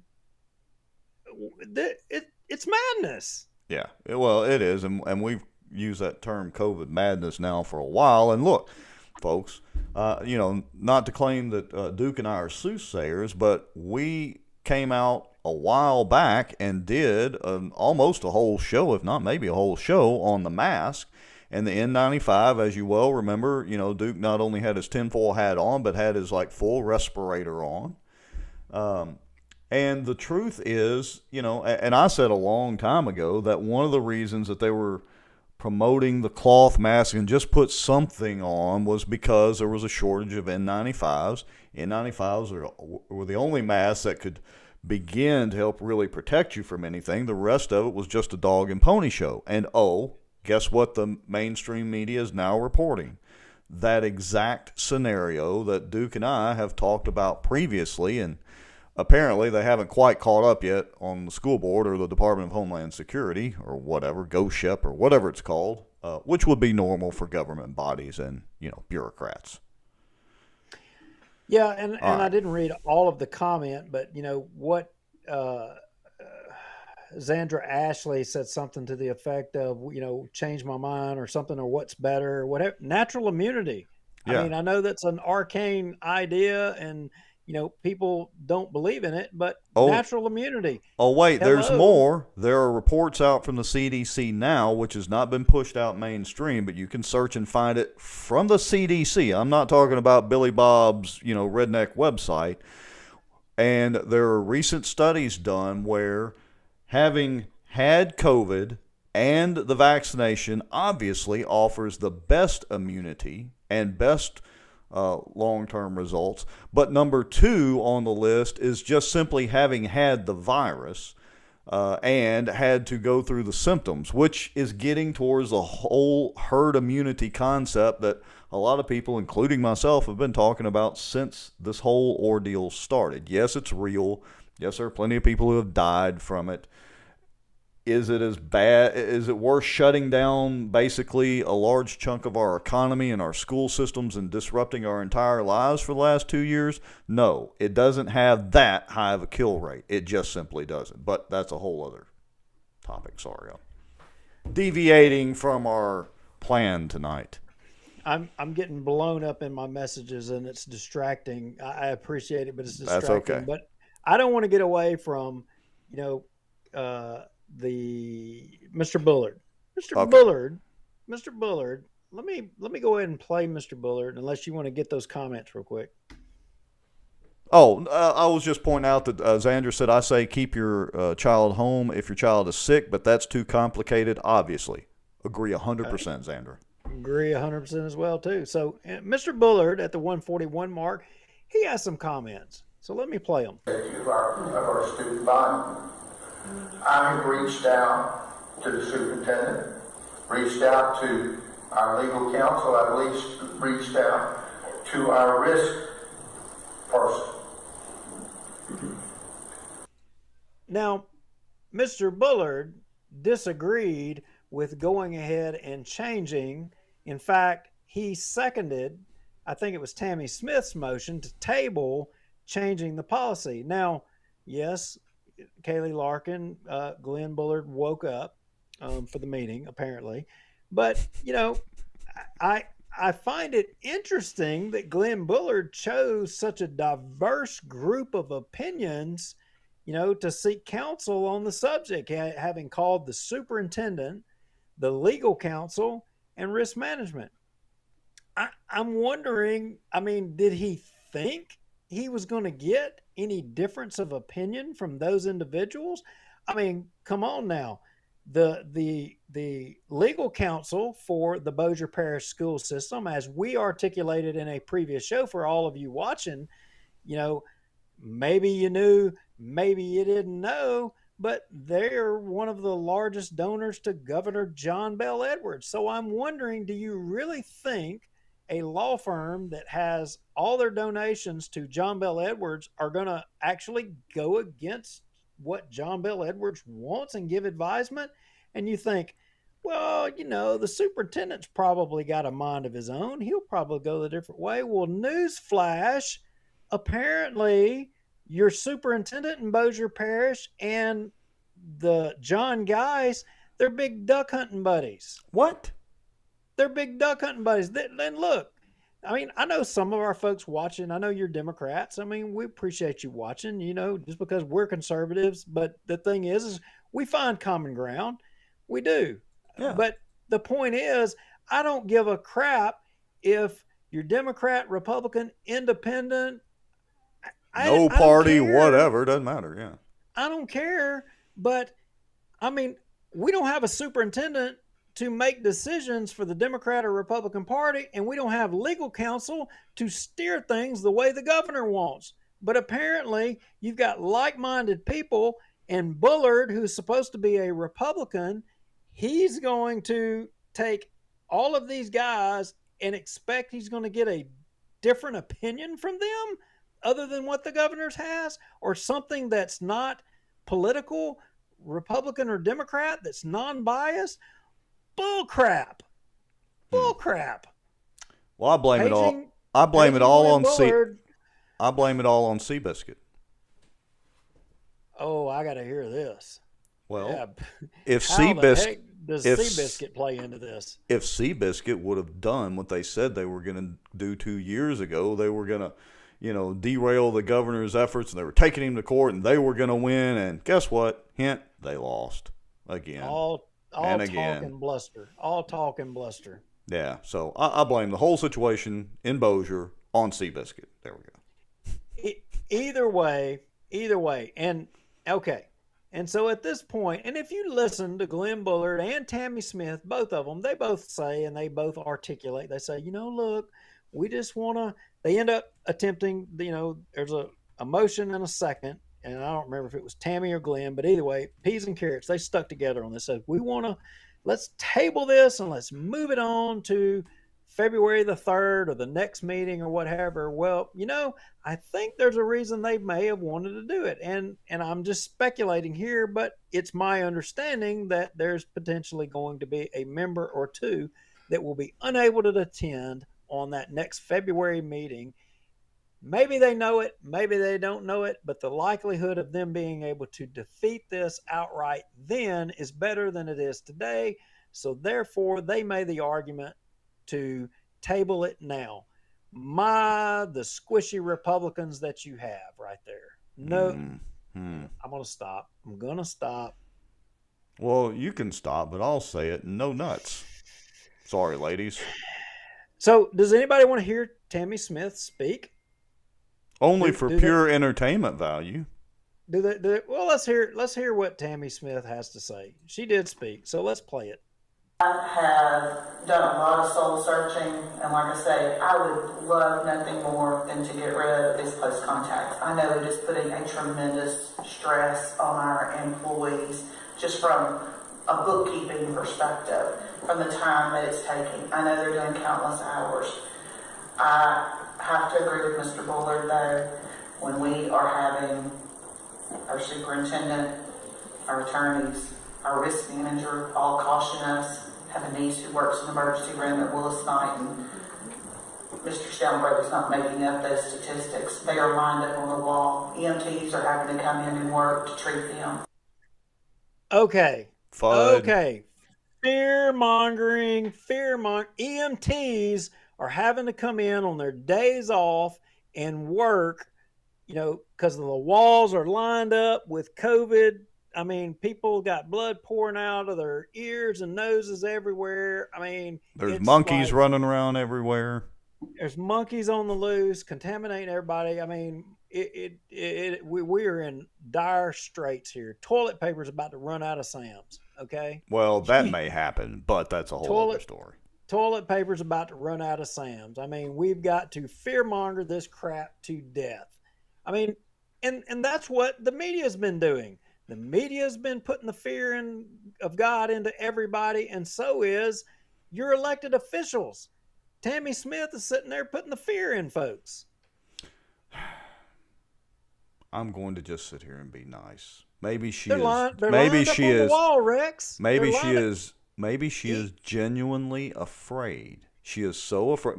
Maybe she's like a recluse type person. I don't know. EMTs are having to come in off duty. I know a lot of EMTs. I mean, I was a paramedic, emergency medical technician, paramedic for 20 years. I mean, I'm going to see if I can find some. I'm going to see if I can find some. If any of you are watching, chime in.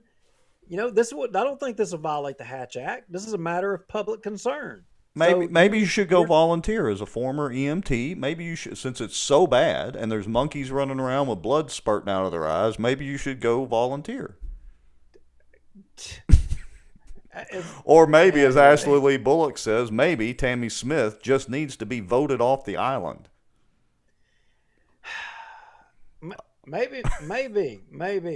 So, but Tammy Smith wasn't done. I think maybe Tammy Smith was advocating for everybody having to wear masks again. Wait a minute. Dawn Thomas brings up a good point.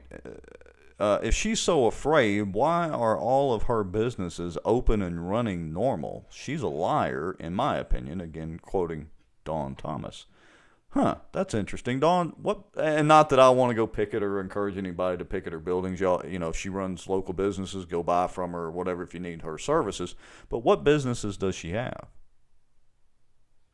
Oh, you need to look at D.D. Clark. Ramon Green says, but I never felt sick. son, kids don't feel sick, no cough, no fever, nothing, but still had COVID.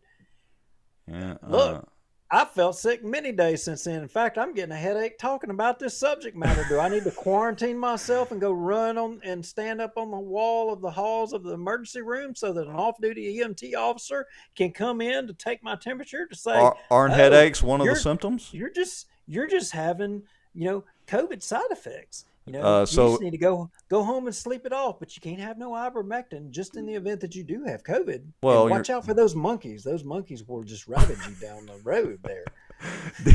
Where does it end? D.D. White Clark says, How asinine and crazy can we all delude ourselves and get here? How crazy and we're here. I don't even know why you're asking. Reservation can we get? Here's the fact: we're already here. Don't ask why or how. It's like, how can we get out of here? We're already here. D.D. White Clark says, my husband is an EMR. He has yet to be called into work, ambulance company, due to people having blood coming from their eyes. What were those? Oh, horny toads out in West Texas, that have the blood that come out of their eyes, the little lizards that run around.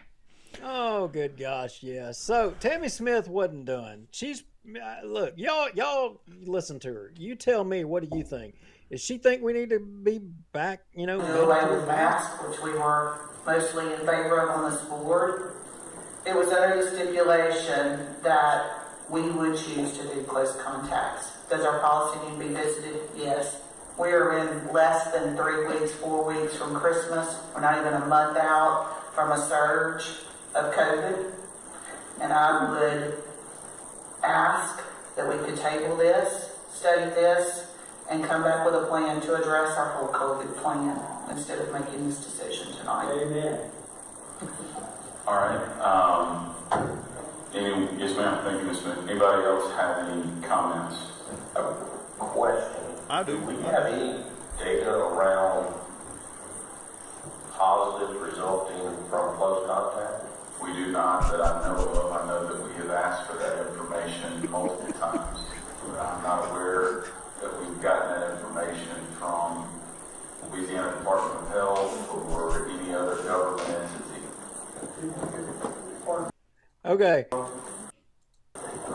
So they're going to bring Jason Rowland up, and Jason Rowland's going to have to give them break down the science for them. And, oh, by the way, our science is unscientific. Yeah, and I just want you to know that our good friend and former school board member Shane Cheatham, almost CAO, says, Duke, I saw a pet monkey on TikTok. They seem cool. If you see another one of those, please catch it for me. Shane, is it okay if it has blood spurting out of its eyes, or should it just be a regular monkey? Look, Shane's just mad because he wasn't the chosen monkey to be the monkey down in Bossier City.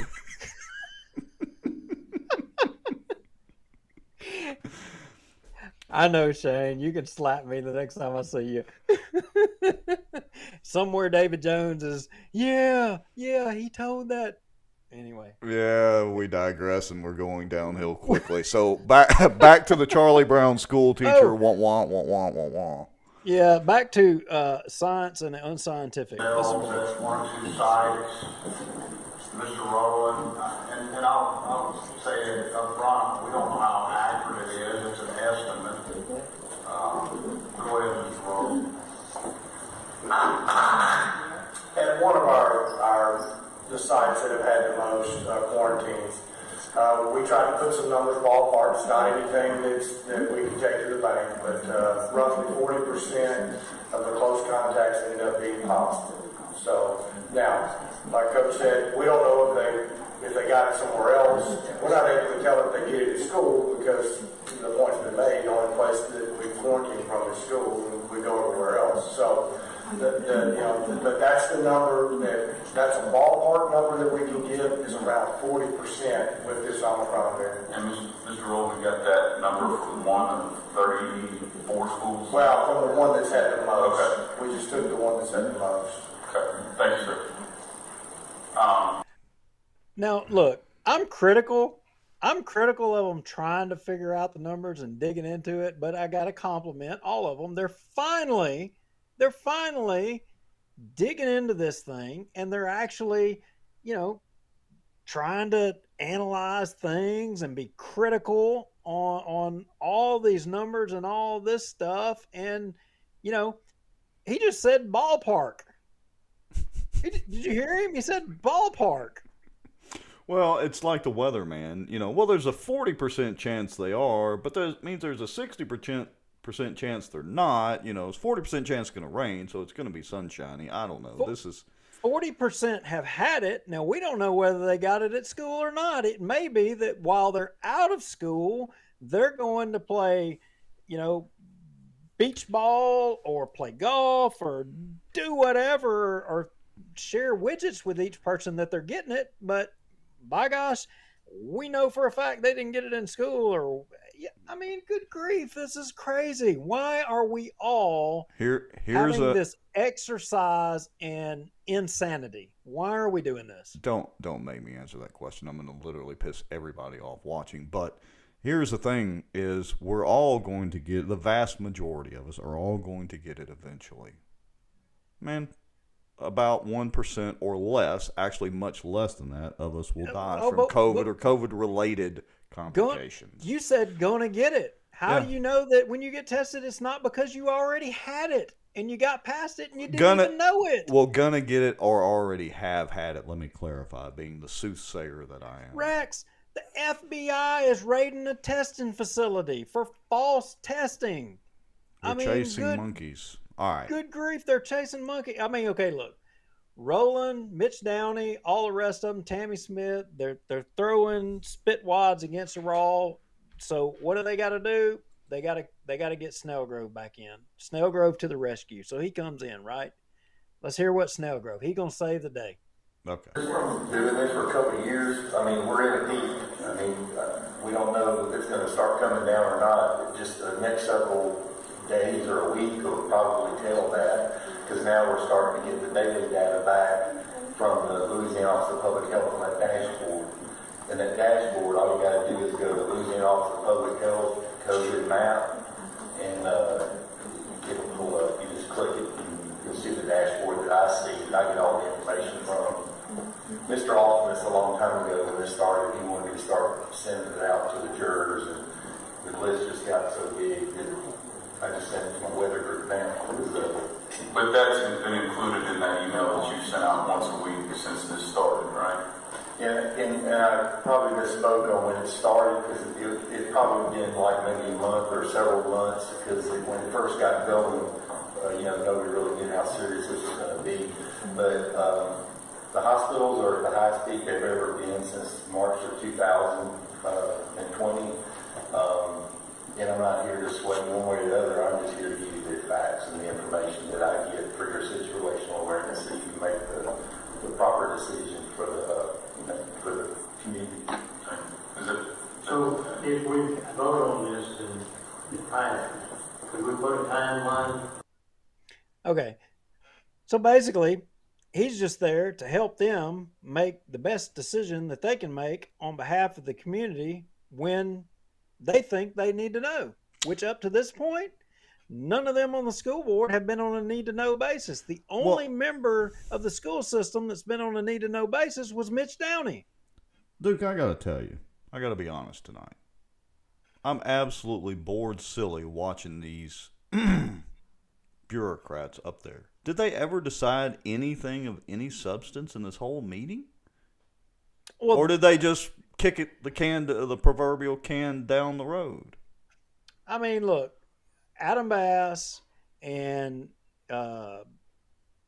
Dennis and the other cat from Halton, they made good arguments that it's time to change, to head in a different direction.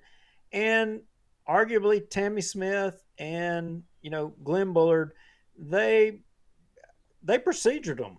Basically, they procedured them, and here's the thing.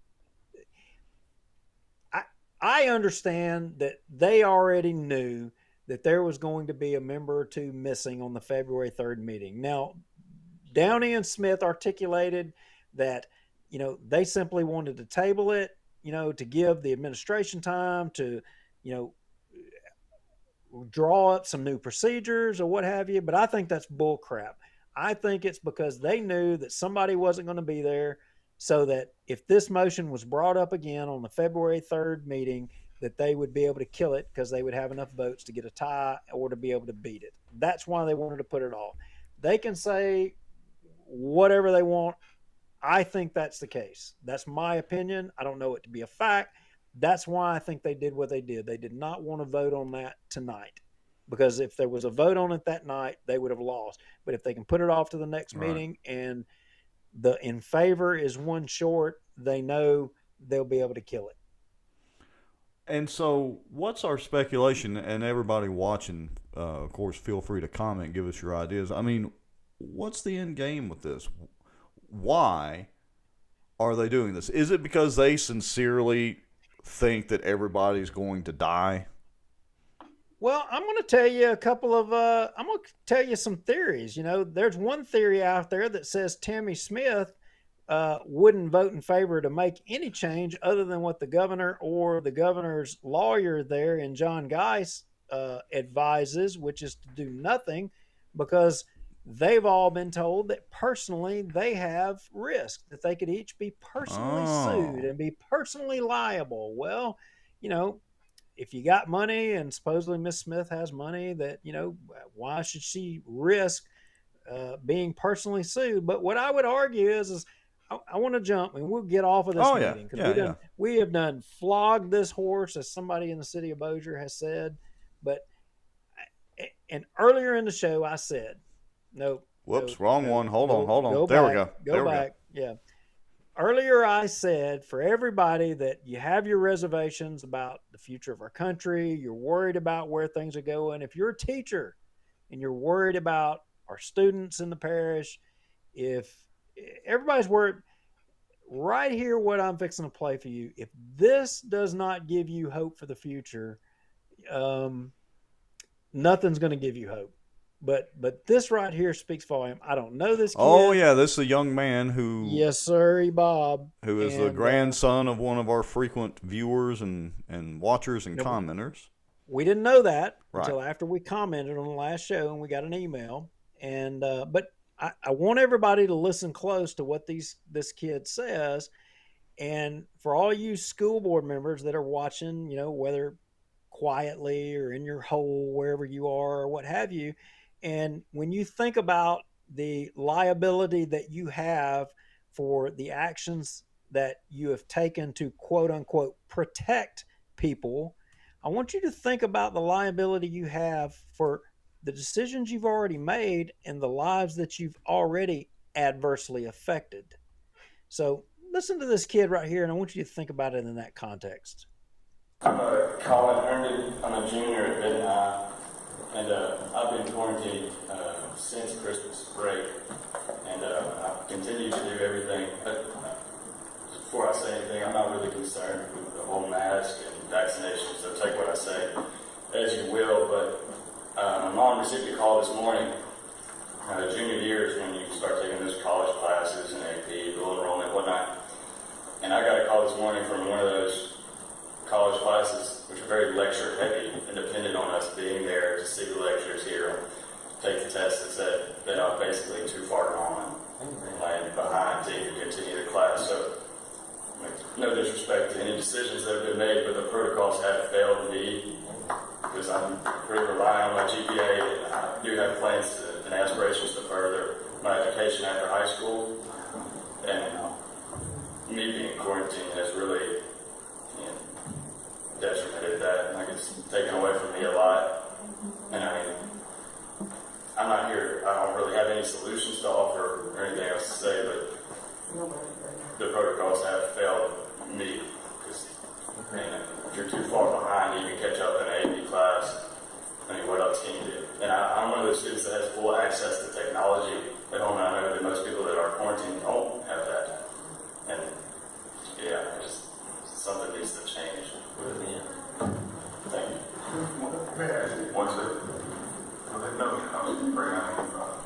I appreciate your comment. Yes, sir. You speak very. Have you been sick? I've never been sick. I've been quarantined. I think you look on ARM course, it says I've been to school out of school 32 days, and I've not been sick more than that. I'm not vaccinated, nor have I really ever wore a mask. I do martial arts 6 days a week, and it's a pretty close contact sport with 300 plus people within that span of a week, and I've not been sick nor symptomatic. And so you've missed school, but you haven't quarantined.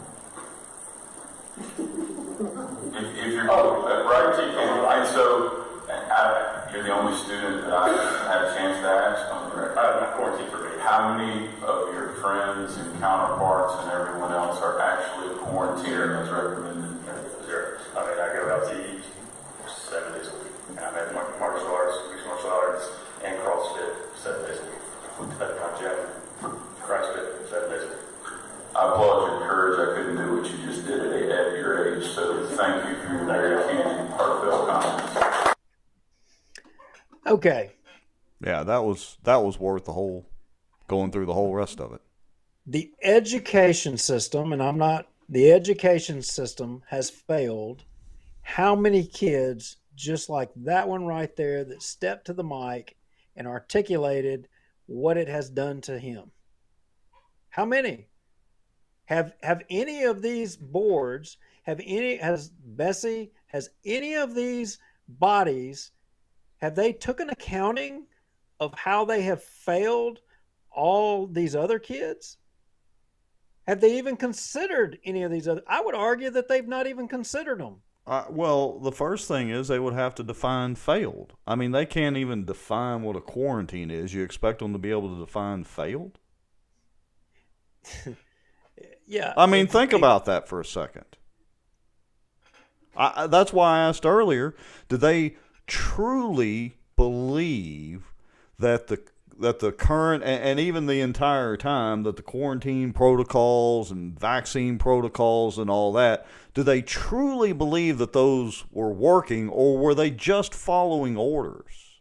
Look, Kaylee Larkin brought it up. It's probably because they want some more ESSER money, more federal money. In the end, it's always about following the money. So that's why I asked that question. And until you can answer that question, whether they genuinely believe in what they're doing, they may genuinely believe that they haven't failed the kids because, oh my goodness, if we hadn't done this, all of our children would have died.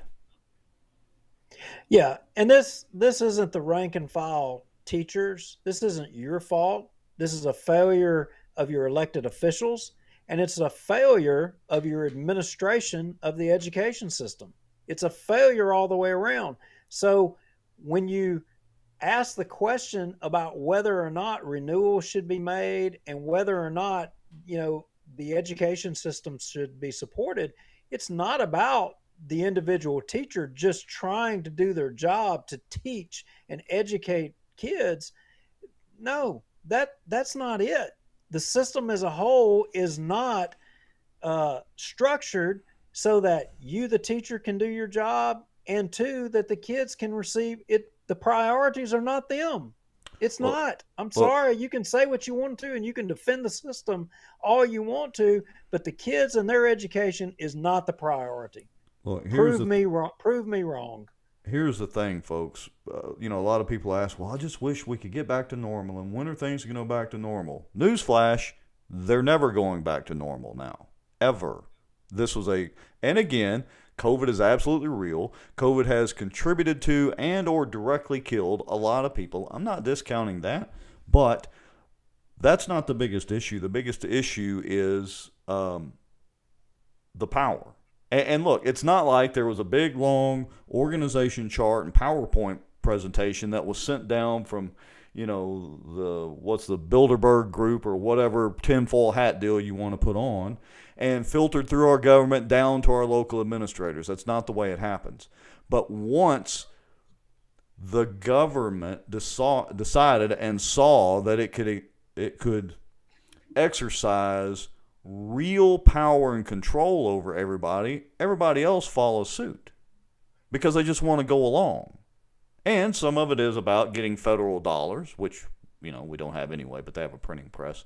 So some of it is that, because the school board, look, they got plenty of federal money. We'll be publishing all that and expanding on that. They obviously could sure love to have more, but it's about power. There is no going back to normal, people. Never. Not going to happen. I'm not convinced that we don't need to completely overhaul and turn the education system upside down. You know, look, teachers, we know you can't really jump out there and say, but Rex, I'm going to tell you, teachers, there's a lot of teachers that tell me in Bossier Parish that they're pissed off. They're pissed off. They've got too many bosses. They've thrown the towel in and they don't care no more. They don't care.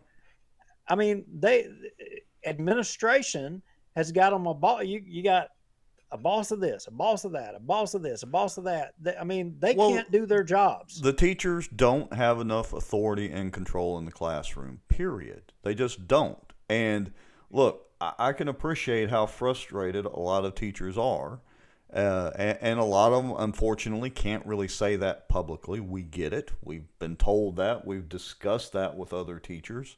And I agree. There needs to be a reset in education, or at least in Louisiana and Bossier Parish specifically. This ain't working well, folks. Rex, but here's the thing. What are we supposed to do? Because the people that would argue, oh, no, this is just a renewal. You're supposed to just... It's a renewal. You don't ask no questions. We check the box and we move right along. What are we supposed to do? Go talk to the superintendent? Talk to the school board? We just need to go talk to them. We need to go. Maybe they don't know. They don't know, Rex. We just need to go talk to them. They'll get it. They'll understand after we talk to them. Let me educate some of our educators out there. That's not the way the process works. Again, Duke and I have said it over and over. We're not for or against the renewal at this point. And honestly, I'll tell you, I'm leaning certainly towards renewing the millage. But let me educate everybody a little bit. It is okay to question the authority. It is okay to question the millage. It is okay to question its use and how it's being spent, what it's being spent on. And is it actually going to the classroom and making its way down to the educators and to the teachers, or is it being squandered by a bunch of bureaucrats and top-heavy administrators who can't run anything? Okay, so let me calm down for a second. So what it boils down to is, we're going to continue to closely scrutinize the numbers. We don't have to be rocket scientists to do that. There's this thing called Google and research and just pulling up documents and simply just reading them.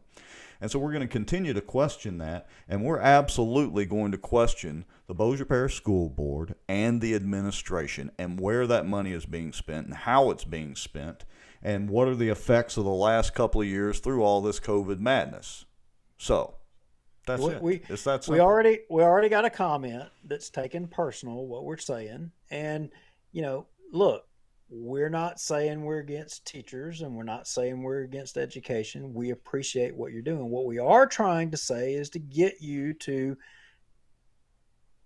look into this thing a little bit deeper. Use logic. Don't just run on emotion. Don't exactly. Even if you vote yes for it or no, but if you vote yes for it, you should still question it. You should still analyze and see what the school board is spending on what. When you have administrators that are making three times what the teachers are making. And look, I'm a capitalist. I believe everybody ought to be able to make as much money as you can make legally, okay? But when you're a teacher and you have administrators or a PR person making 2 to 3 times what you're making as an educator in the classroom dealing with the kids all day, something is not right with that picture. It's not right. And you should question that. Even if you're going to vote yes for the millage renewal, you should question that.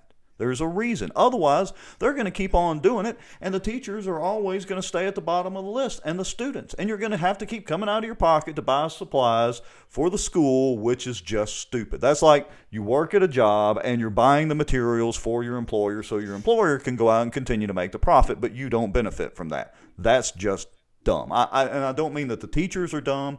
I understand you're doing what you have to do for the kids. I get it. I'm just saying, in principle, that is crazy, and it's got to stop. All right, so sorry, folks. Soapbox. Soapbox. I'm off my soapbox for a few minutes. All right. Well, we got to get off the Bossier Parish School Board because that's getting your blood pressure up. It's getting my blood pressure up. I mean, and we're at 2 hours, and we still have to do the Tommy show. And I want to thank everybody. We're at 80, bumping 90 folks watching now for the last 45 minutes to an hour. That's awesome. So we appreciate everybody watching. We appreciate all your comments, even if you don't agree with us. Absolutely, it's fine to disagree with us. So yeah. Now, Rex, to the teachers out there, I mean, look, we know we've already talked to a lot of teachers who tell us about the problems that you're having within the system. We already know, but we know that you can't come out and publicly say things. We know that, but there's this little thing called Proton Mail. We get anonymous tips all the time. I mean, we get tips about, should I say criminal activity? Some of it is, yeah. I didn't know if we wanted to say that or not, but you already did. So, I mean, we get tips on all kinds of crap, and we don't put it out there where it comes from or what have you. I mean, but at the bottom line, we want to shine light, and we want to truly have transparency on things and to make things better. Hey, it's the old see something, say something thing. You're right, Duke. I'm glad you brought this up because I may have forgotten it completely tonight. If you're new to watching the show, if you're a school teacher, educator, and I know that y'all get training every year on what you can and can't say on social media and all that crap. Anyway, go to protonmail.com, make you a free Proton Mail account. Don't put your name in it. Don't use any identifying information. It is anonymous. You can even use a VPN if you want. You don't have to. All right? Send an email from your Proton Mail account, again, no identifying information, to bosierwatch@protonmail.com. We will look into it. If you've got some information that you want to share about things that happen with the school board or working for the Bossier Parish school system or any government entity for that matter, send us an email. We will dig into it. We don't divulge information, but don't put any personally identifying information in the email anyway, and we'll look into it. All right. Sorry, Duke. Didn't mean to. So we're at 2 hours. Do we want to talk about the Tommy Chandler Achievement Show? Did you see it? Well, you asked the question, so I got to say, no, actually, I'd rather go watch YouTube and fishing videos. However, it was kind of interesting, so maybe. Well, we'll go through it really, really fast. In fact, I would say, and I put a link in our notes, the very first part of it, and all we'll do is we'll summarize the Tommy Chandler Achievement Show just off of the 0016 mark. And I mean, it's a legitimate question that, politicians are always asked, and we'll shorten this up because we have been at 2 hours. And yeah. All right. So what time stamp am I going to? 0016 on that.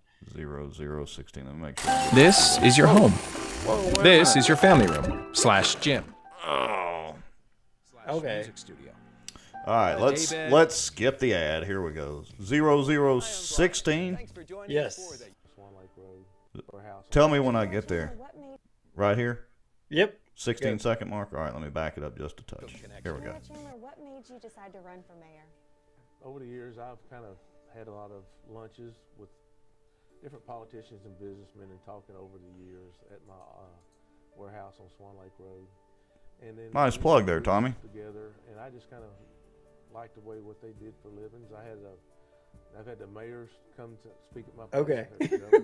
and, Why did he run for mayor? Well, over the years, he had lunch with a lot of politicians, and he liked what they did. Yeah, they got to take pictures and cut ribbons with big oversized scissors. You know what? Straight to the point, and I can't argue with that. He just had lunch with a lot of politicians, and he liked what they did. In my new spirit of positivity, which I kind of wasn't doing earlier in the show, I think I'm going to agree with you here, Duke. That is a positive change in Bossier City. We have a different guy holding the fake scissors. That is absolutely positive. It is. But there in this video, there was a lot of achievements that he didn't talk about. Oh, really? He left a lot out. Shall we name off a few? I think it's incumbent upon us to help him out. I mean, we wanted change. He was one of the original amigos. We coined the three amigos. It's now it's the one amigo. It's got to be the Yeah. one amigo. Well, it's kind of 1.5 because Chris Smith is the remaining amigo, but Brian Hammond is so far kind of almost getting to amigo status. So we'll make him an official half amigo. Tommy's out. Yeah, Tommy's not an amigo anymore. And I got to ask, since our good friend Shane Cheatham is watching, who is the almost CAO, hey, Shane, back at that South Bossier luncheon, which is a cool deal you guys do down there in South Bossier, does it still sting a little bit when Tommy told you how much he appreciated Shane and appreciated you and you were his guy and he was standing behind you? Oh, I think you might be getting a little personal there, Rex. I know. You don't have to answer that, Shane. I just wanted to remind everybody of our fake scissor holding mayor. But look, let's talk about some of those achievements. I mean, Tommy promised that he was going to have an audit, as soon as he was sworn in. Yeah. Okay. So I'm going to try to kind of add some of these to our notes. Okay. Wait a minute. Where's the audit? I may be wrong on that achievement. I am wrong. I'll own it. Wait. He did an audit? No. I think he promised there was going to be an audit, but no audit. So he's sworn in, but there's no audit. Okay. So far, achievement number 1 is there's no audit. No audit. Okay, yeah, that's good. He was able to conquer that. So transparency, he talked about, he was wanting to bring transparency to Bossier. I don't know. I mean, what do you think about transparency? Well, there was that whole kerfuffle about, bringing in the new police chief. No, wait, that was interim police chief. No, wait, there was no title for that. Was it substitute police? I'm so confused. And Chris Estes is a good guy, but what is his time? Did they actually do an investigation? I think they were asked to, and I think the DA's office was as well. I think they both, told the mayor's office to go take a hike, but I don't know. So transparency right there. Yeah. I mean, and we're still waiting since what, October, maybe November, I don't know, on some public information requests. I mean, the mayor is the custodian of records. I mean, yes, he is. State law says you only have so many days. I mean, and we've been waiting 3 days. We've been waiting 3 days. Legally, they have 3 days to respond or give us a new date and a justification why. That's the law. But we've gave them months now, and maybe he thought the law read 3 months. Maybe. I mean, so the thing is, if there's any attorneys out there that are willing to do some pro bono work to ensure the public is informed, here's your political start. To lay claim to wanting to have sunshine on local government, because Tommy Chandler, he's the guy for transparency in Bossier City, but yet they not doing it on public information requests. It's not happening. No, they're not. Okay, well, so surely there's got to be some other positive things too. Wait a minute. Yeah, I forgot, Rex. Since Tommy came in, they increased the cost of documents being produced in the city of Bossier, and word on the street is they increased the costs to prevent transparency. Wait, are you saying he's supporting the timber industry and the paper industry? Yes. I'm trying to spin. See, I'm trying to be the spin guy, the campaign guy. So I'm trying to spin this positively. So I'm going to put down he's supported the paper industry. Well, sound legit? Yeah. That sounds good. The price to get documents and transparency in Bossier City before Tommy Chandler was one price, and now the price has increased exponentially. For some reason, to increase transparency in Bossier City. Well, look, we're finding some positive changes in Bossier City. Go ahead, Tommy. What else has he done? Well, he had a hand in getting the oldest road in Bossier City shut down, and no accountability for whose fault it was. He killed a road. How about that? Well, Shed Road, but now see, that's not entirely accurate. He did try to get some accountability.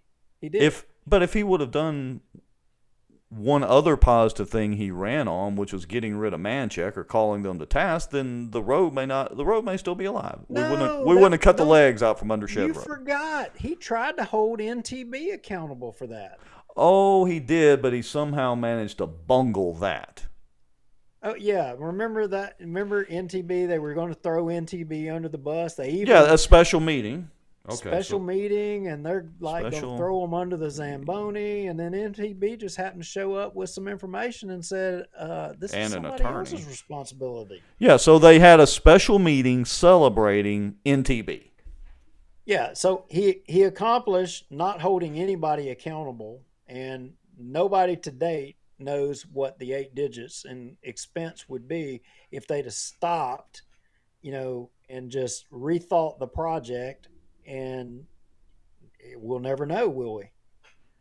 Okay, so, I mean, he's got all these positive things going on now. There's got to be more. He's been a busy guy. That's a big pair of scissors. No, he got Sportran bus stops. Oh, additional yeah. Sportran bus stops. Wait, not just that. Free Sportran bus. Free at that. Yeah. Who in Bossier can argue with that? He got new bus stops, signs, the whole kit and caboodle. Yeah. There we go. That's another. He didn't talk about that accomplishment. No. Gosh, I almost forgot about that. Our good friend David Jones, former city councilman, will love that we remembered the free Sportran bus routes. I mean, and don't forget, his office, threatened to submit the media into submission by death by Zamboni. Who can forget that? Okay, wait. So he helped the Zamboni industry. Let's see. We got to put that. Well, I'm going to have to make the font smaller. He's got so many positive things going on here. He's growing the Zamboni industry. Who can forget about that? I mean, but his greatest, in my mind, his greatest achievement was turning his back on his CAO pick. He had another positive accomplishment: world-class backstabbing. How about that? Was it backstabbing or was it turning his back? I don't know that it was backstabbing. I think it was just basically turning his back. I mean, look, he was up for a fight, but then all of a sudden, the fight was just gone. Somebody just raised their knuckles up into the air, and like he's nowhere to be found. Yeah, but backstabbing sounds so much more dramatic. It does sound dramatic, but is that an achievement? Sure. Why not? It was world class. It wasn't just any backstabbing. I've got the video. Okay, well, whatever. I'll give it to you however you want to frame it that way. But the last and the very most famous of all achievements for Tommy Chandler in Bossier City. Kind of like Rudolph, the most famous reindeer of all. What did he promise? What did he promise in his campaign was going to happen? It's kind of along the lines of power back to the people a little bit. Was it that whole chart? What's that deal? Charter something or another? Old charter? Old charter. He was going to have some old charter with all the citizens of Bossier and sounds fix like a party. Everything. Yeah. I mean, close enough.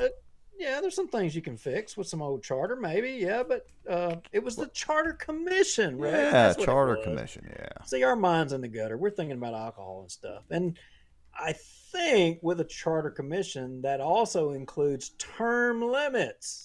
Oh, right? I had completely forgot about term limits. Now, let's see. I've got to adjust some fonts because I just can't fit all this stuff in here like this. This is crazy. Because he was all over the Charter Commission and the term limits. That was another achievement.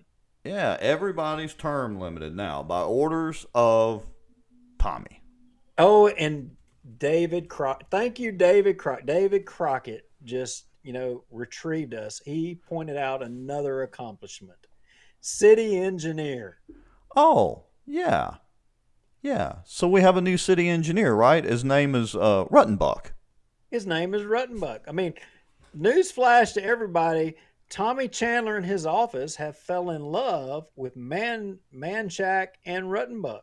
I mean, they're all good now. It's peas and carrots. There's no problems there anymore. Because if there was a problem, surely everybody in City Hall would have said something or done something if there was a problem. Surely they wouldn't have sat and let that achievement go by in getting us a city engineer. Surely not. And folks, I'm sorry y'all are going to have a hard time reading this as the font gets smaller and smaller. There's just been so many accomplishments. I mean, he should have came on our show and had us list all of his achievements. Yeah. Why did he not do that? Why Yeah. did he go to some puff piece on some mainstream media? Yeah, speaking of puff piece on mainstream media, let's take a look at that pair of scissors. Again, look at that pair of scissors. Wait a minute. Mainstream media, ain't that what they call fake news? Well, you know, they're local. I mean, they are local. I like them. And I'm sure that's a real pair of scissors. It's kind of like the Times. I mean, they've got some fake news people over there, but anyway. Well, okay. So, all right. I got to say, in my new spirit of positivity, that we should all email and reach out to Tommy, or next time I see him at Strong's, I'm going to have to buy his breakfast or buy coffee for him because of all these positive things. I just did not realize how much positivity there was. Oh, I mean, look, I just saw a comment about another achievement that we left off. We forgot. How could we forget one? What did we forget? Tahoe Tommy. Oh, How could we forget? Yeah. And the trips to Dallas. I mean, but look, we researched that. They said the Tahoe sat in the driveway the whole time. So that picture that somebody sent us of their driveway on that weekend with the timestamp on the photo of there was no Tahoe sitting in the driveway. I guess that was just more fake news. Huh. I guess so. And I would like to point out here, too, that, they did help support the Vegas comfort professional industry. Now, wait a minute. Wait a minute. That may be going just a little bit too far. I don't know that there's an achievement there. Well, but it's helping out a fellow city and a fellow state. I mean, I'm sure the city probably reimbursed for some of the expenses. Weren't they there on official city business, or did they just go there to play golf during an important city council meeting? I don't know. But, we're over 2 hours right now, and we're still sitting on, over 90 people between the multi things. So, look, Rex, in closing this show, I mean, we need to leave everybody with a laugh. If we're not humorous enough, but I saw the funniest thing on Twitter here, and I might have sent you a link to it, but we got to share this. This is just hilarious. I don't know. And some people may take offense to this, but guys, you got to lighten up. You got to have a laugh. And you know what? Some people get triggered by all this stuff. Hey, and if you can't laugh at this, I mean, you need to get a life. Looky there. Trump has a stash. Like a porn stash. Okay, here we go.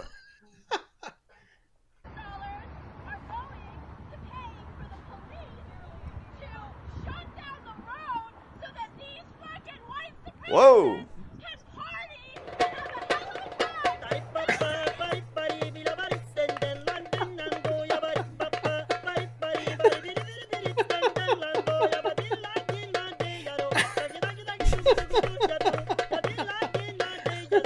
Wait for it.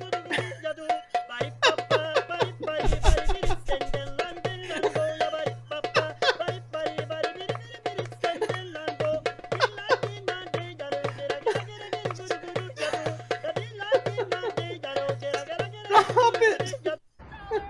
Wow. Just stop it. Wow. Triggered. Okay. And that, folks, is what we mean by triggered. You all needed that laugh, and you're dumber for it at the same time. Yes, there is no doubt about it. I'm leaving here with a few less brain cells than I started with. That's unusual. All right, folks. Hey, we appreciate everybody watching, putting up with us, listening to our commentary, agreeing, disagreeing with us, the whole 9 yards. If you get a chance, go over to BozierWatch.org or BozierWatch.com. Honestly, it doesn't matter. If you want to send us some information or videos, there's a send link there to send files to us. BozierWatch at ProtonMail.com. Go make you your own Proton Mail account. Send us anonymous information, no identifying information. You can also go to the website, donate us a little coffee money if you want to, because we're now on 2 Facebook pages, streaming to YouTube. I've got us a Rumble account. We also have a Telegram account, and I don't know, half a dozen other things that we're going to be streaming to. And the podcasts are coming out here soon. And it takes a little bit of coffee money to keep us awake to be able to do all this. But either way, we appreciate everybody watching and everybody commenting, agreement or not. Thank you all. See you next show. Keep it in perspective. And hey, see you next time. Y'all have a good night.